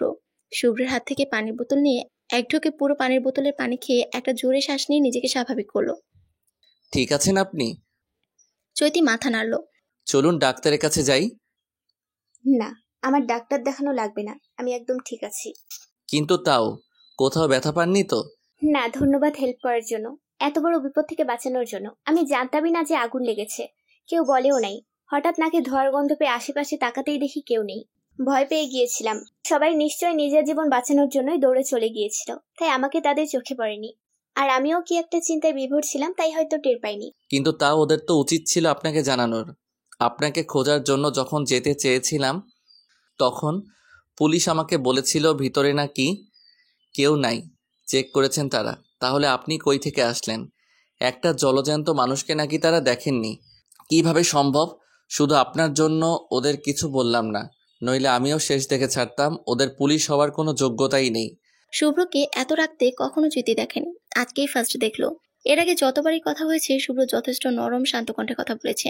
আপনি এত রেগে যাচ্ছেন কেন? কিছু তো হয়নি, তাই না? হতে তো পারতো, অনেক বড় একটা অ্যাক্সিডেন্ট হতে পারতো আমি সময় মতো না গেলে। শান্ত হন। শুভ্র একটা জোরে শ্বাস নিয়ে শান্ত হয়ে বলল, আপনি যে ছেলের সাথে দেখা করতে এসেছেন সেই ছেলে কই? ওকে তো দেখলাম না। উনি অনেক আগেই চলে গেছেন। কি? কিন্তু আপনাকে ফেলে উনি কিভাবে চলে গেলেন? আমি যেতে বলেছি ওনাকে। কিন্তু কেন? বাদ দেন না। আচ্ছা, বাসায় যাবেন এখন? চলুন। চৈতি বেঞ্চ থেকে উঠে শুভ্রের পিছু পিছু হাঁটতে লাগলো। গাড়ির সামনে আসতেই শুভ্র গাড়ির দরজা খুলে দিল। চৈতি চুপচাপ সিটে বসা বাইরের দিকে তাকিয়ে রইল। শুভ্র নিজের সিটে বসে চৈতির দিকে একবার তাকিয়ে একটা নিঃশ্বাস ফেলল, অতঃপর গাড়ি চালানোর দিকে মনোযোগ দিল। বাসার সামনে আসতেই গাড়িটা গ্যারেজে পার্কিং করে চৈতির সামনে এসে বলল, চলুন আপনাকে আপনার বাসায় দিয়ে আসি। আমি পারবো যেতে। কোনো কথা না, এত বড় অ্যাক্সিডেন্টের পর আপনার শরীর দুর্বল হয়ে আছে।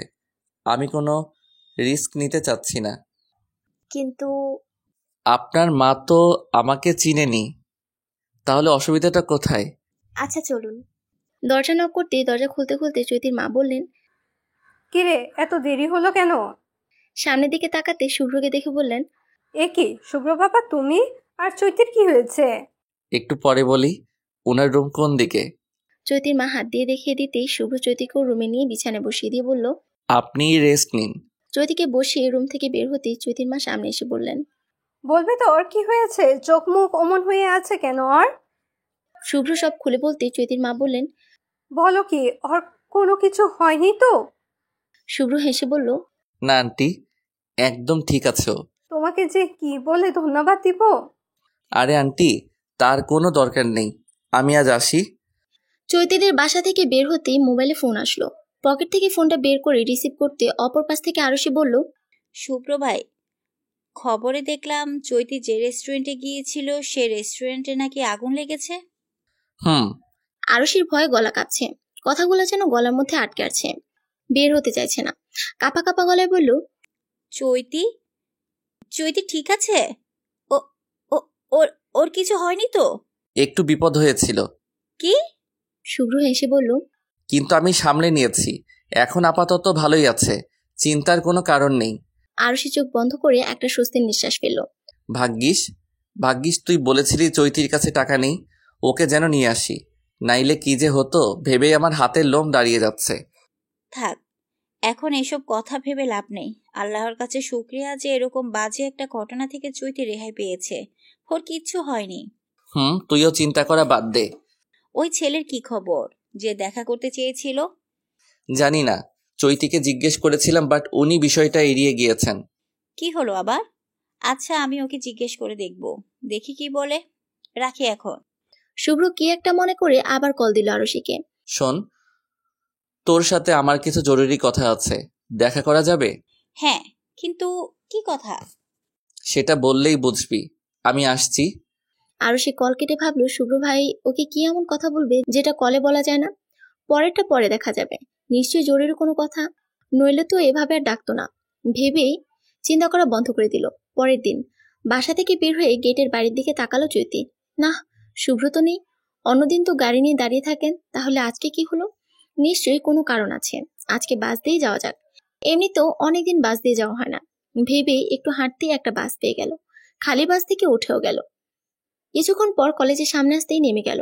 গেটে প্রবেশ করে একটু দূরেই আরুষের মতো কাউকে একটা দেখা যাচ্ছে। একটু ভালো করে তাকাতেই দেখলো ওটা তো আরুষি। দৌড়ে আরুষির কাঁধে হাত রাখলো। আরুষি একবার চৈতির দিকে তাকিয়ে পাত্তা না দিয়ে সিঁড়ি দিয়ে উঠে চলে গেল। চৈতির হাসি মুখটা নিমিষেই কালো হয়ে গেল। পরক্ষণে নিজেকে সামনে ক্লাসরুমের ভিতরে ঢুকে দেখলো আরুষি এখনো আসেনি। চৈতি নিজের সিটে বসার কিছুক্ষণ পরে আরুষিকে আসতে দেখে হাত নাড়ালো। পাশের সিট থেকে নিজের ব্যাগটা উঠিয়ে আরুষিকে বসার জায়গা করে দিল। কিন্তু আরুষি একবার তাকিয়ে সামনের একটা সিটে গিয়ে বসে পড়ল। চৈতির মন এবার আরো বেশি খারাপ হয়ে গেছে। আরুষি কেন এমন করছে তাই বোধগম্য হচ্ছে না তার। বারবার সামনে আরুষির দিকে তাকাচ্ছে।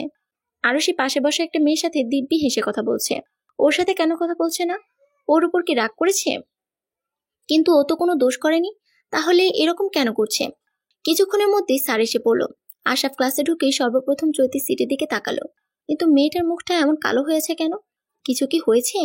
মাথা নিচু করে বসে আছে চৈতি। আশরাফ একটু ভালো করে দেখে বুঝলো আরশি যে কিনা প্রতিদিন চৈতির সাথে বসে, সে বসেনি। চৈতির পাশের সিটটা খালি। মিস আরশি, চৈতির পাশে গিয়ে বসুন। সরি স্যার, লাস্ট বেঞ্চে আমার গরম লাগে, আর তাছাড়া লেখাও ভালো বুঝি না। এতদিন কি করে বুঝতেন? আমি কলেজে আসার পর থেকে দেখেছি প্রতিদিন আপনি লাস্ট বেঞ্চেই বসেছেন। তাহলে আজকে কি এমন হলো যে আপনি বোর্ডের লেখা দেখতে পান না? আমি কোনো কথা শুনতে চাই না, আপনি এক্ষুনি গিয়ে চৈতির পাশে বসবেন। কিন্তু স্যার। আমি কোনো কথা শুনতে চাচ্ছি না। আরশি মুখ কালো করে চৈতির পাশে এসে বসলো। প্রথমে চৈতি খুশি হলো, পরে আরশির কালো মুখ দেখে কোনো কথা বলল না। ক্লাস শেষে, কি হয়েছে তোর? আমার সাথে কথা বলছিস না কেন? আমি কি করেছি বল? এভাবে চুপ করে থাকিস না। আরশি বিরক্ত হয়ে বলল, তোর জন্য স্যার আমাকে লাস্ট বেঞ্চে বসতে বলেছে। সরি, আমি চাইনি তুই মন খারাপ করে আমার পাশে বসবি। হয়েছে, আর কিছু বলা লাগবে না। ভালো লাগছে না আমার, আমি গেলাম। আরশি যাওয়ার দিকে কিছুক্ষণ তাকিয়ে মন খারাপ করে কলেজ গেটের বাইরে এসে দেখলো শুভ্র আসেনি। উনি কি ভুলে গিয়েছেন আমার কথা, নাকি আজকে আসেই নাই? আর কিছু না ভেবে বাসে উঠে পড়লো। ইফতার করে বিছানায় বসে বসে রেস্ট নিচ্ছিল চৈতি। কোন সময় যে চোখ লেগে গিয়েছে টের পায়নি সে। ঘুম ভাঙলো 8:30-এর দিকে। শোয়া থেকে উঠে 1 কাপ কফি বানিয়ে পড়ার টেবিলে বসলো সে। হঠাৎ পাশে টেবিলের উপর রাখা মোবাইলের আলো জ্বলে উঠতে দেখে মোবাইলটা চেক করতে একটা মেসেজ দেখতে পেল সে। আমি আপনার বাসার নিচে দাঁড়িয়ে আছি, আসুন জলদি। চোখ ভালো করে ডলে আবারও তাকালো। ঘুমের মধ্যে কি সে ভুলভাল দেখছে নাকি?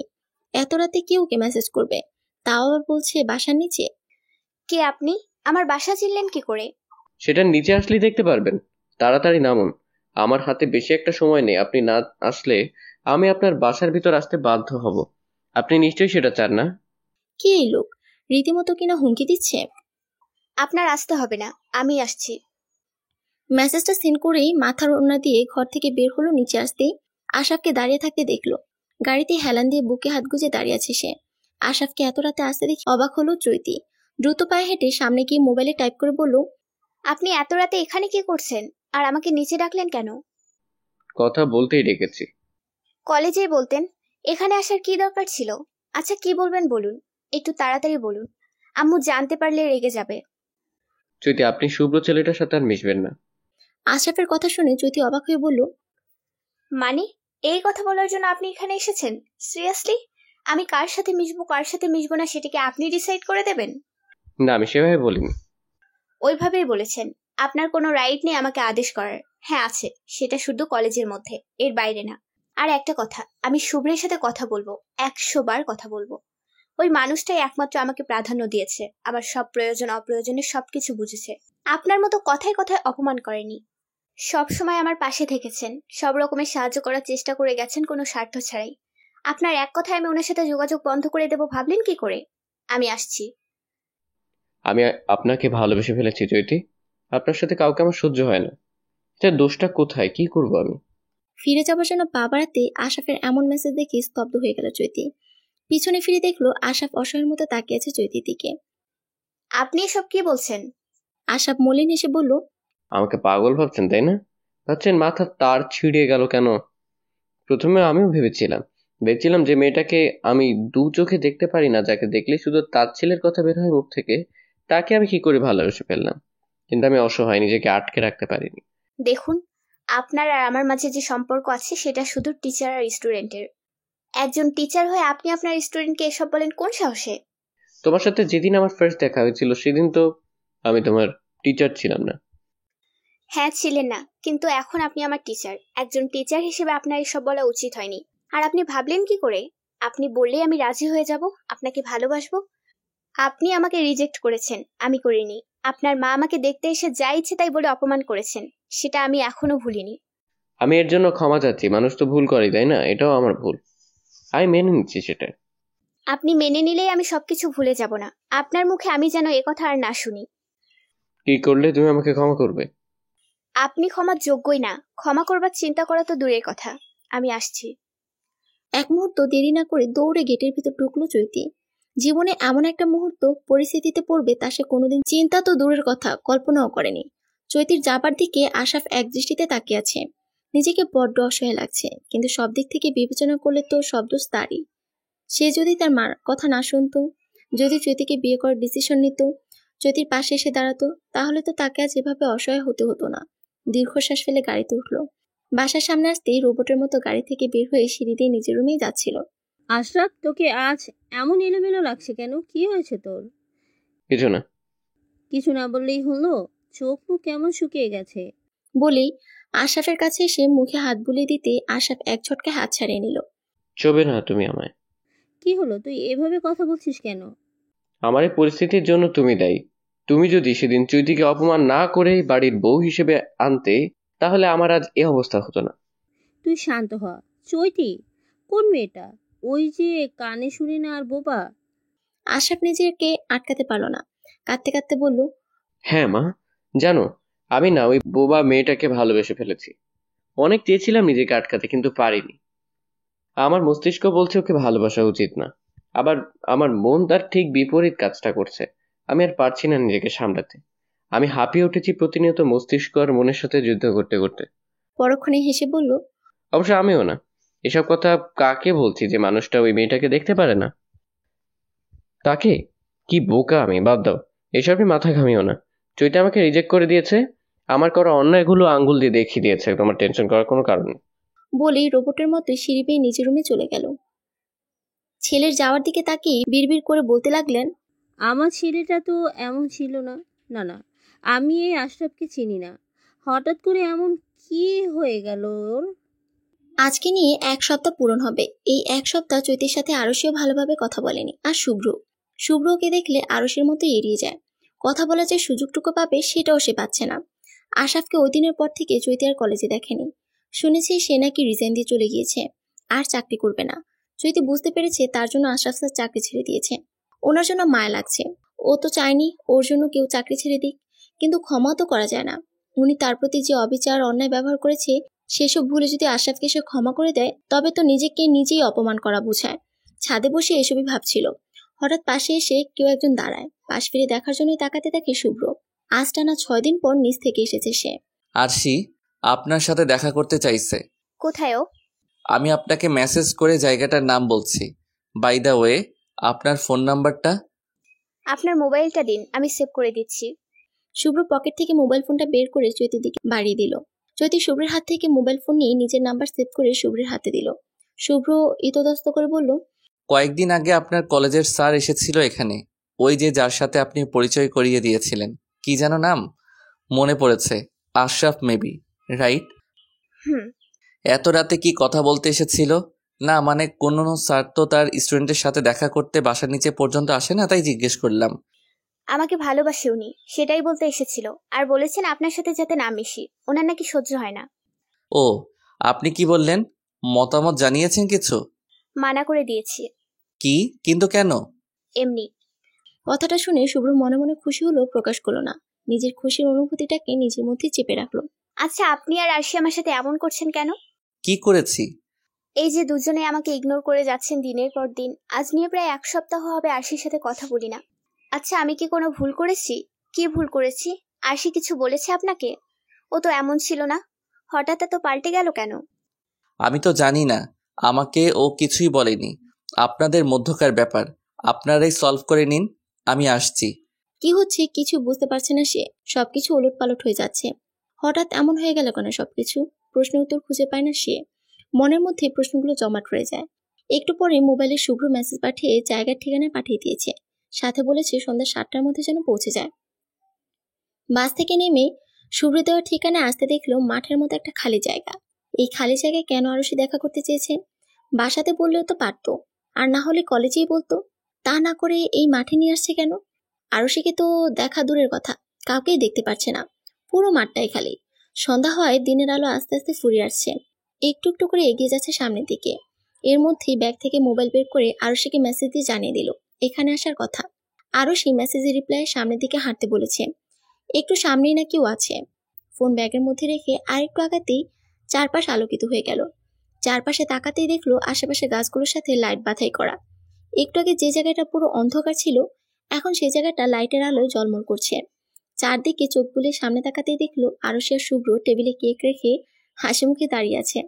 চৈতিকে তাকাতে দেখে দুজনে ইশারায় বলল, happy birthday to you, happy birthday to you, happy birthday dear Chaiti, happy birthday to you. Happy birthday to you, happy birthday to you, happy birthday dear Chaiti, happy birthday to you. Chaiti অবাক হয়ে বলল, এসব কি? তোর জন্মদিনের কেক। আজকে তোর জন্মদিন তো, তাই তো এত আয়োজন করা। তোর বাসাতেও করতে পারতাম, কিন্তু শুভ্র ভাই বললেন তোর আম্মু নাকি এসব পছন্দ করেন না, তাই এখানে সেলিব্রেট করব তোর জন্মদিন। আয় আয়, কেক কাট। চৈতি এক প্যাক পা করে এগিয়ে টেবিলের সামনে আসলো। অতঃপর কেক কেটে আরশিকে প্রথমে খাওয়ালো। আরশি একটু খেয়ে চৈতিকে বলল, তোর জন্মদিনের কেক তুই বেশি করে খা, আমি পরেও খেতে পারবো। মাঝখান থেকে শুভ্র বলল, বারে, শুধু তোরাই খাবি, আমি খাবো না? এত কষ্ট করে সবকিছুর অ্যারেঞ্জমেন্ট তো আমিই করলাম, এখন আমাকেই কেক দিচ্ছিস না, এটা কিন্তু ঠিক না। শুভ্রের কথা শুনে আরশি বলল, আপনি নিজে কেকটা নিয়ে খান না, মানা করছে কে? তাই করতে হবে দেখছি। চৈতি শুভ্রের জন্য আলাদা করে কেক কেটে শুভ্রকে দিল। আপনি জানলেন কি করে আজকে যে আমার জন্মদিন? ওই যে আশির জন্মদিনে বললেন। ও, আপনি যে আমার কথা সিরিয়াসলি নিয়ে নিয়েছেন সেটা আমি ভাবতেও পারি নাই। আমি নিজেও তো ভুলে গিয়েছিলাম আমার জন্মদিনের কথা। তা মিস চৈতি, লাইফের ফার্স্ট বার্থডে কেমন লাগলো? যদিও বেশি কিছু করতে পারিনি, তবে ইচ্ছা ছিল। আমার লাইফের সেরা মুহূর্ত ছিল, অ্যান্ড থ্যাঙ্কস ফর দ্যাট। এজন্যই আরশি আর আপনি টানা 6 দিন আমাকে ইগনোর করেছেন। আরশি হয়তোবা আপনাকে সারপ্রাইজ দেওয়ার জন্য এমনটা করেছে, বাট আমি একটু বিজি ছিলাম। তার পাশাপাশি আপনার জন্মদিনের জন্য আয়োজনও করতে হয়েছিল, সময় পাচ্ছিলাম না একদম আপনার কলেজের সামনে যাবার। কালকে থেকে আমি একদম ফ্রি। যাই হোক, বাসায় চলুন, দেরি হয়ে যাচ্ছে আমাদের। চৈতি মাথা নাড়ালো। আসসালামু আলাইকুম আন্টি, ভালো আছেন? আশরাফকে দেখে চৈতির মা প্রথমে অবাক হলেন, অতঃপর নিজেকে সামলিয়ে বললেন, ওয়ালাইকুম আসসালাম। হ্যাঁ, ভালো আছি, কিন্তু তুমি হঠাৎ বাসাতে? কিছু কথা বলতে এসেছিলাম, অনেক আর্জেন্ট। হ্যাঁ, বলো। কথাটা বলা জানি আমার ঠিক হচ্ছে না। আহা, বলে ফেলো না। আন্টি, ওই দিন আমি এবং আমার মা ভুল করেছিলাম। জানি ভুল ক্ষমার না, এটাকে ভুল বললেও অন্যায় হবে। আমি চাচ্ছি আমার করা অন্যায়টা শুধরেন। চৈতির মা আশরাফের এমন পেঁচানো কথা শুনে বিরক্ত হলেন খুব। এত পেঁচিয়ে কথা বলার কি আছে বাপু, সোজা সাপটা বললেই তো পারো। নিজের বিরক্তটাকে সহ্য করে বললেন, একটু ক্লিয়ার করে বলো, তোমার কথা আমি কিছুই বুঝতে পারছি না। যা করার তা তো করে ফেলেছো, এখন সেটা কিভাবে শুধরাবে? আশরাফ একটা শ্বাস নিয়ে বলল, আন্টি, আমি চৈতিকে বিয়ে করতে চাই। আশরাফের কথা শুনে চৈতি রেগে গেলেন। বিয়েটাকে কি তুমি ছেলে খেলা পেয়েছো? একবার রিজেক্ট করবে, অপমান করবে, আবার পরে এসে বলবে বিয়ে করবে, এটা কেমন কথা? দেখো, এটা এখন আর সম্ভব না। আমি অলরেডি চৈতির জন্য ছেলে দেখে ফেলেছি। ছেলে দেখতে যেমন সুন্দর, তার আচার আচরণও মাশাআল্লাহ। আর যে ছেলে আমার মেয়েকে দেখতে এসে মানা করে দিতে পারে, তার সাথে আমি আমার মেয়েকে বিয়ে দিব না। আন্টি, আমি মানছি আমি ভুল করে ফেলেছি, একটা সুযোগ দিন সেই ভুলটাকে শুধরাবার। চৈতি আমাকে সুযোগ দিচ্ছে না, আপনিও না। এমনটা করবেন না প্লিজ, আমার কথা একটু ভাবুন। আমার মেয়েকে রিজেক্ট করার আগে তো তুমি আর তোমার মা দুজনে একজনও ভাবনি আমার মেয়ের কথা। আমি কেন ভাববো? আর চৈতি যেহেতু রাজি না, সেখানে আমি কি করে রাজি হব? তুমি এখন যেতে পারো। আন্টি, এমন করবেন না প্লিজ, আমাকে একটা সুযোগ দিন। আমি কথা দিচ্ছি চৈতিকে কখনো দুঃখ দেব না, রাজরানীর মতো করে রাখবো। আমি আমার মতামত বলে দিয়েছি, এক পাও নড়ব না আমার মতামত থেকে। চৈতি বাসায় এসে এক গ্লাস পানি খেয়ে নিজের রুমে যেতে নিলে চৈতির মা আসলো চৈতির সামনে। কিছু বলবে? আশরাফ এসেছিল। উনি কেন এসেছিলেন? তোকে বিয়ে করার জন্য অনুরোধ করছিল। ও, তুমি কি বললে?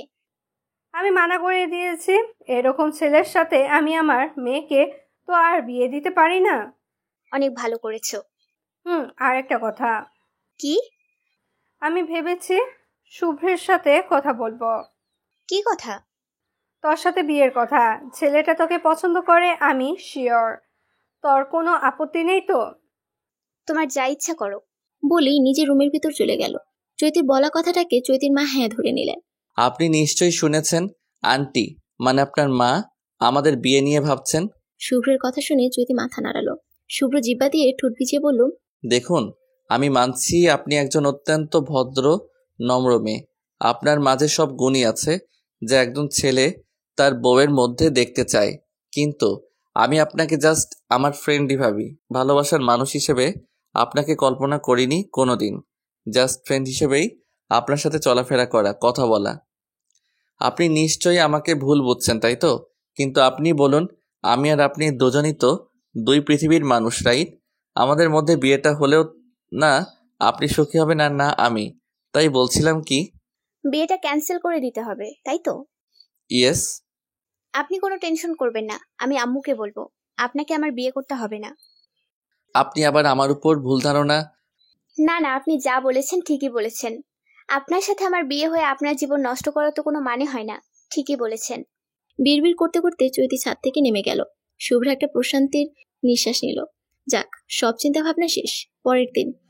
চৈতি, আশরাফ স্যার যে রিজাইন নিয়েছে শুনেছিস? হুট করে রিজাইন কেন নিলেন উনি? আমি তো সেটাই বুঝলাম না। কারণ স্বরূপ নাকি নিজের পার্সোনাল প্রবলেমের কথা বলেছেন। তুই শুধু কথায় কথায় বলছিস কেন? কিছু কি হয়েছে? না, কি হবে? কিছু তো নিশ্চয় হয়েছে। তুই কি আমার উপর রাগ করে আছিস? রাগ কেন করব? কয়েকদিন তোর সাথে কথা বলিনি দেখে। সেটা তো আমার জন্যই, আমাকে সারপ্রাইজ দেওয়ার জন্যই তো কথা বলিসনি। সেটা নিয়ে রাগ করার কোনো মানে হয় না। তাহলে কেন রাগ করে আছিস? রাগ করিনি, এমনিই জাস্ট ভালো লাগছে না। কিছু মনে না করলে একটু চুপ থাকবি প্লিজ? কথা বলতে ভালো লাগছে না। দুজনের মধ্যে আর কোনো কথা হলো না। ক্লাস শেষে কলেজ থেকে বের হতেই দেখলো শুভ্র গাড়ি নিয়ে দাঁড়িয়ে আছে। ওয়েট করছে বোধহয় ওর জন্য। সকালে না হয় তাড়াতাড়ি বের হয়ে গিয়েছিল, কিন্তু এখন কি করবে? শুভ্রের সামনে যেতেই কেমন যেন লাগছে। ইস, কেন যে তখন আম্মুকে মানা করলো না? তাহলে তো আম্মু শুভ্রের কাছে বিয়ের ব্যাপারে কিছু বলতো না, আর না এমন পরিস্থিতির শিকার হতো। এখন কি করে শুভ্রের সামনে যাবে? নিজের অস্বস্তিটাকে দূরে রেখে শুভ্রকে না দেখার ভান করে চলেই যাচ্ছিল। কিন্তু শুভ্র হঠাৎ সামনে এসে বলল, কোথায় যাচ্ছেন? গাড়ি তো পিছনে, আমাকে দেখেননি? এখন কি উত্তর দিবে? নিজেকে সামনে বলল, ও, ওখানে আপনি দাঁড়িয়েছিলেন, দেখিনি তো। সমস্যা নেই, এখন চলুন। না। কেন? মানে আমার একটু কাজ আছে ওইদিকে, আমি এখন বাসায় যাব না। তাহলে আপনি যেখানে যাচ্ছেন সেখানেই আমি আপনাকে নামিয়ে দিচ্ছি। চৈতি আমাদের বাসায় যাবে। আরুষি চৈতির কাঁধে হাত রেখে বলল। চমকে চৈতি পাশ ফিরে তাকাতেই আরুষিকে দেখে একটা স্বস্তির নিঃশ্বাস ফেলল। আসলে পড়া নিয়ে একটু কথা ছিল ওর সাথে, তাই আমাদের বাসায় ওকে ইনভাইট করেছি।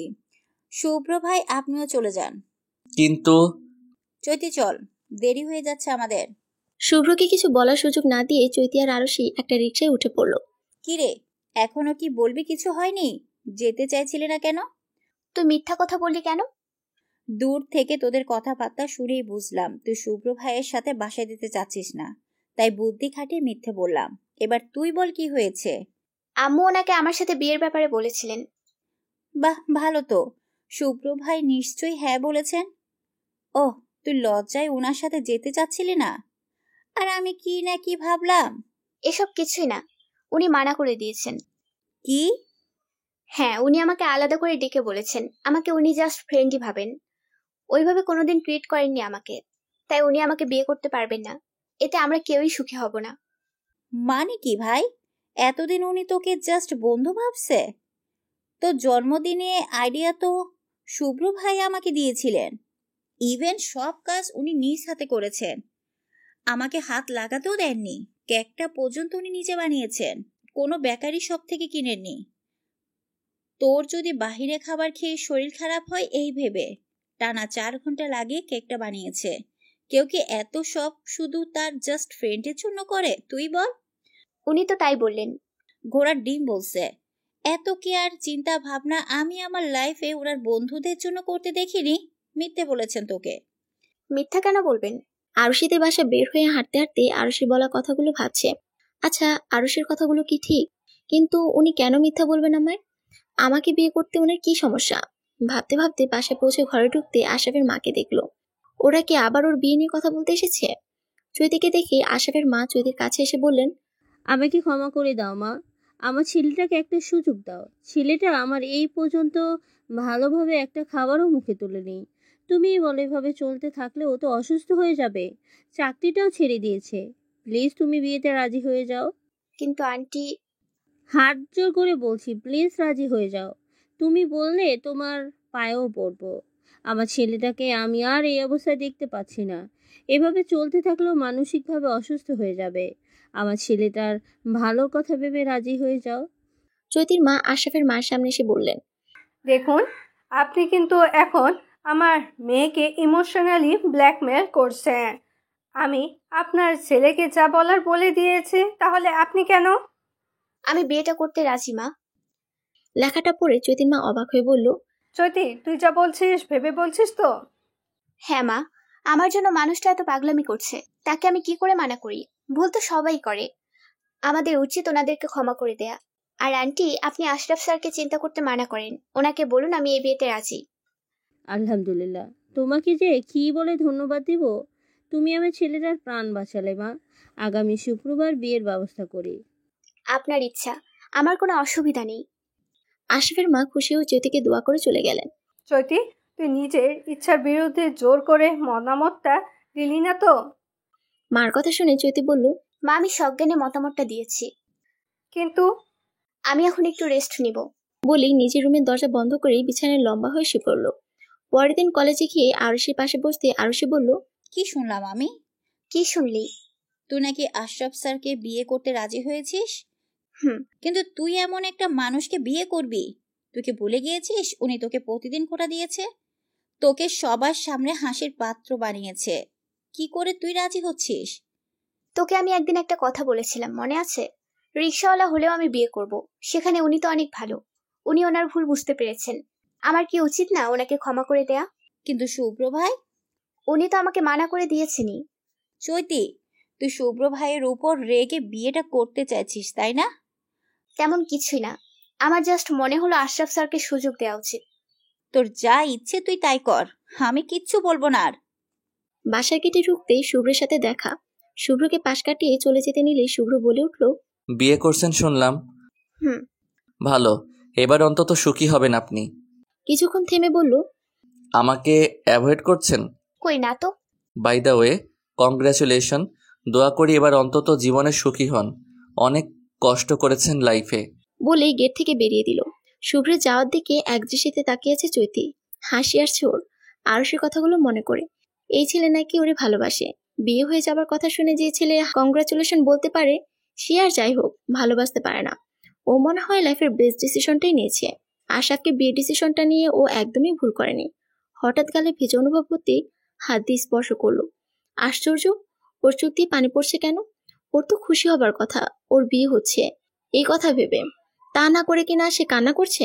না না, একদমই চোখের পানি মানায় না, তাও আবার শুভ্রের জন্য। চোখের পানি মুছে ঘরে ঢুকতে জ্যোতির মা বললেন, দেখ, তোর জন্য আশরাফ শাড়ি, গহনা, সাজগোজ সবকিছুই নিজের হাতে কিনে দিয়ে গেছে। তোর সাথে দেখা করতে চাইছিল, কিন্তু বেশি দেরি হয়ে যাবে তাই চলে গেল। কিছুক্ষণ থেমে চৈতির কাছে গিয়ে গালে হাত দিয়ে বলল, তুই কি এই বিয়েতে সত্যি খুশি?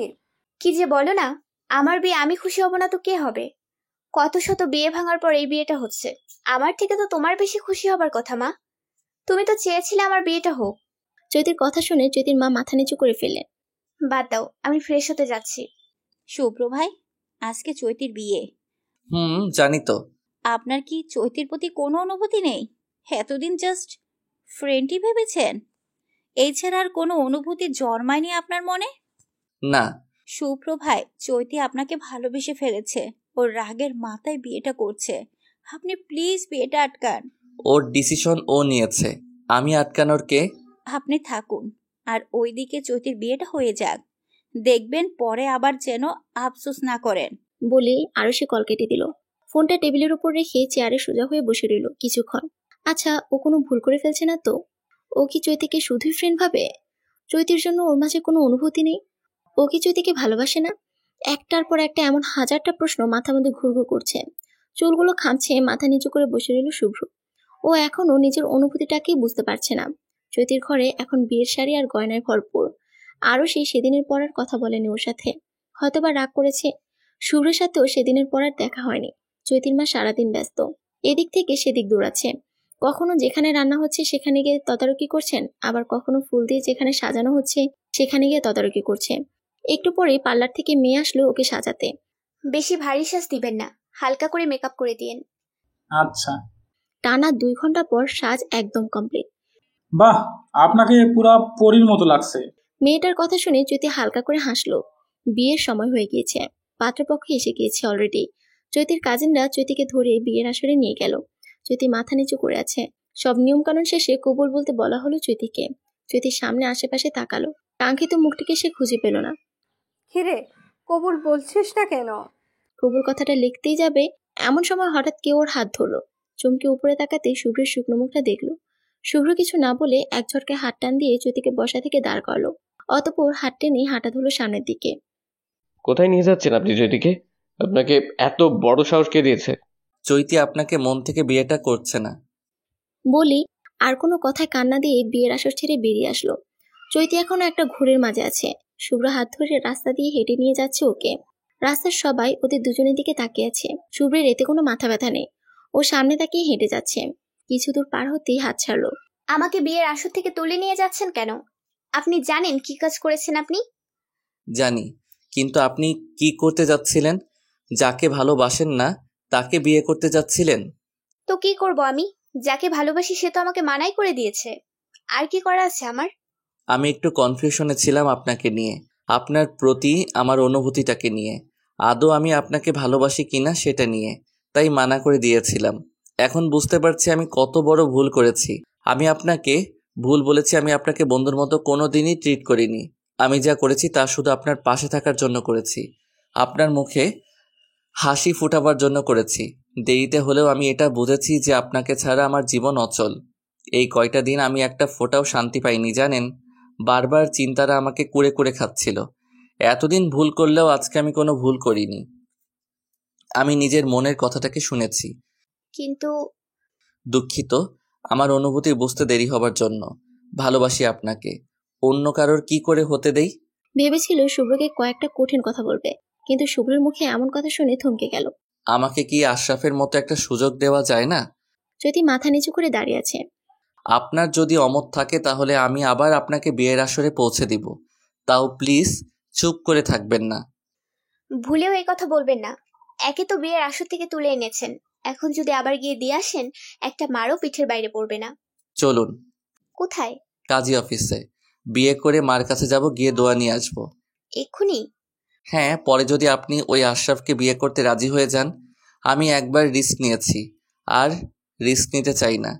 আপনার কোনো অসুবিধা হবে না? কিসের অসুবিধা? আপনিই তো বলেছিলেন আপনি আর আমি দুজন দু প্রান্তের মানুষ। চৈতি, সেটা আমি না বুঝে বলেছি।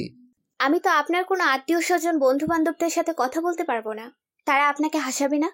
হাসলেও আমার কি? আমি আপনার কণ্ঠ হব, শ্রবণ শক্তি হব। কেউ যদি আপনাকে কিছু বলে তা আপনাকে আমি বলবো, আবার আপনার কথা তাদের কাছে আমি পৌঁছাবো। সত্যি? পরে আবার আফসোস করবেন না তো? প্রশ্নই আসে না। দেখতে দেখতে প্রায় কয়েক মাস পার হয়ে গিয়েছে। শুভ্রের মা প্রথমে চৈতিকে মেনে না নিলেও এখন চোখে হারায়। উনি নিজে ভাগ্যবতী মনে করেন এমন একটা বৌমা পেয়ে। চৈতি প্রেগনেন্ট, আর 2 দিন পর ওর অপারেশনের ডেট। রান্না করেছিল রান্নাঘরে দাঁড়িয়ে। হঠাৎ পেটে আচমকা ব্যথা টের পেল। প্রথমে পাত্তা দিল না সে, কিন্তু আস্তে আস্তে ব্যথার পরিমাণ বাড়তে লাগলো। একসময় সামান্য ব্যথা অসহ্যনীতেও পরিণত হলো। নিচে বসে পড়লো সে পেটে হাত দিয়ে। অপারেশনের তো ডেট ছিল 2 দিন পর, তবে আজ কেমন ব্যথা করছে কেন? শুভ্রের মা নিজের রুম থেকে পোড়া গন্ধ পেয়ে দৌড়ে আসলেন রান্নাঘরে। এসে দেখলেন চৈতি মেঝেতে বসে আছে, ব্যথায় কাতরাচ্ছে। দেরি না করে দৌড়ে নিজের রুমে এসে অ্যাম্বুলেন্স ডাকলেন। অতঃপর শুভ্রকে কল করে জানালেন শুভ্র অফিসে বসে কাজ করছিল, জরুরি একটা মিটিং আছে, সেটারই প্রিপারেশন নিচ্ছিল। পকেটে ফোন বাজতে রিসিভ করে হ্যালো বলতে তার মা বললেন, চৈতির অবস্থা বেশি একটা ভালো না, আমি ওকে নিয়ে হাসপাতালে যাচ্ছি, তুইও তাড়াতাড়ি আয়। শুভ্র বসা থেকে উঠে যাওয়ার অ্যাসিস্ট্যান্টকে বলল সবগুলো মিটিং ক্যান্সেল করতে।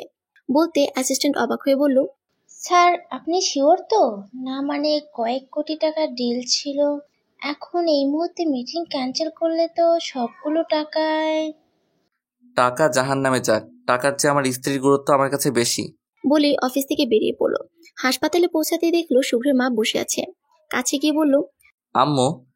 ওটিতে নিয়ে গেছে একটু আগে। শুভ্র মার পাশে বসে পড়লো। টেনশন হচ্ছে খুব। একটু পরে ডাক্তার বেরিয়ে আসতেই শুভ্র দৌড়ে গিয়ে বলল, আমার স্ত্রীর অবস্থা? সুস্থ আছেন? সাথে আপনার ছেলু? আলহামদুলিল্লাহ। দেখা করতে পারি এখন? হ্যাঁ, তবে একজন জাস্ট। শুভ্রের মা শুভ্রকে যেতে বলল। শুভ্র ধীর পায়ে প্রবেশ করতে দেখলো চৈতি চোখ বন্ধ করে শুয়ে আছে। কাছে গিয়ে মাথায় হাত রাখতে চৈতি চোখ খুলে বলল, আমার বাচ্চা, আম্মুর কাছে। ওকে একটু নিয়ে আসবে? শুভ্র গিয়ে মাঠ থেকে বাচ্চাটাকে নিয়ে চৈতির কাছে নিয়ে আসলো। ওর কানের কাছে একটু শব্দ করো তো। কেন? আহা, করো না। শুভ্র শব্দ করতেই বাচ্চাটা নড়ে উঠলো। বাচ্চাটাকে নড়ে উঠতে দেখে চৈতি প্রশান্তির একটা হাসি দিল। হাসছো কেন? আর শব্দ করতে বললে কেন? চেক করে দেখলাম বাচ্চাটা আমার মতন হয়েছে কিনা। তোমার মতো মানে? কানে শুনতে পাই কিনা। চৈতি তোমাকে কয়বার বলেছে এসব নিয়ে কথা বলবে না? ও যদি তোমার মতো হতো তবুও আমি ওকে যত্নে রাখতাম, কারণ ও আমার সন্তান। তোমার না, বলো আমাদের। ধন্যবাদ আমাকে এত সুন্দর একটা উপহার দেওয়ার জন্য। ধন্যবাদ তো আমার তোমাকে দেওয়া উচিত। তোমার কারণেই আজ আমি সুখী। সমাজের কথাবার্তাকে দূরে ঠেলে আমাকে আপন করে নিয়েছো। আমার জীবনটা আজকে অন্যরকম হতে পারত, কিন্তু তোমার কারণে আমি পরিপূর্ণ হয়েছি। তাই আমার জীবনে আশার আলো খুঁজে পেয়েছি, যে জীবনের ভবিষ্যৎ আমার কাছে অনিশ্চিত ছিল। ধন্যবাদ আমার লাইফে আসার জন্য, আমার বাচ্চার বাবা হওয়ার জন্য। এর মধ্যেই বাচ্চা চিৎকার করে উঠলো, দাও দাও, আমার কাছে দাও। একটা বাচ্চাও রাখতে পারো না।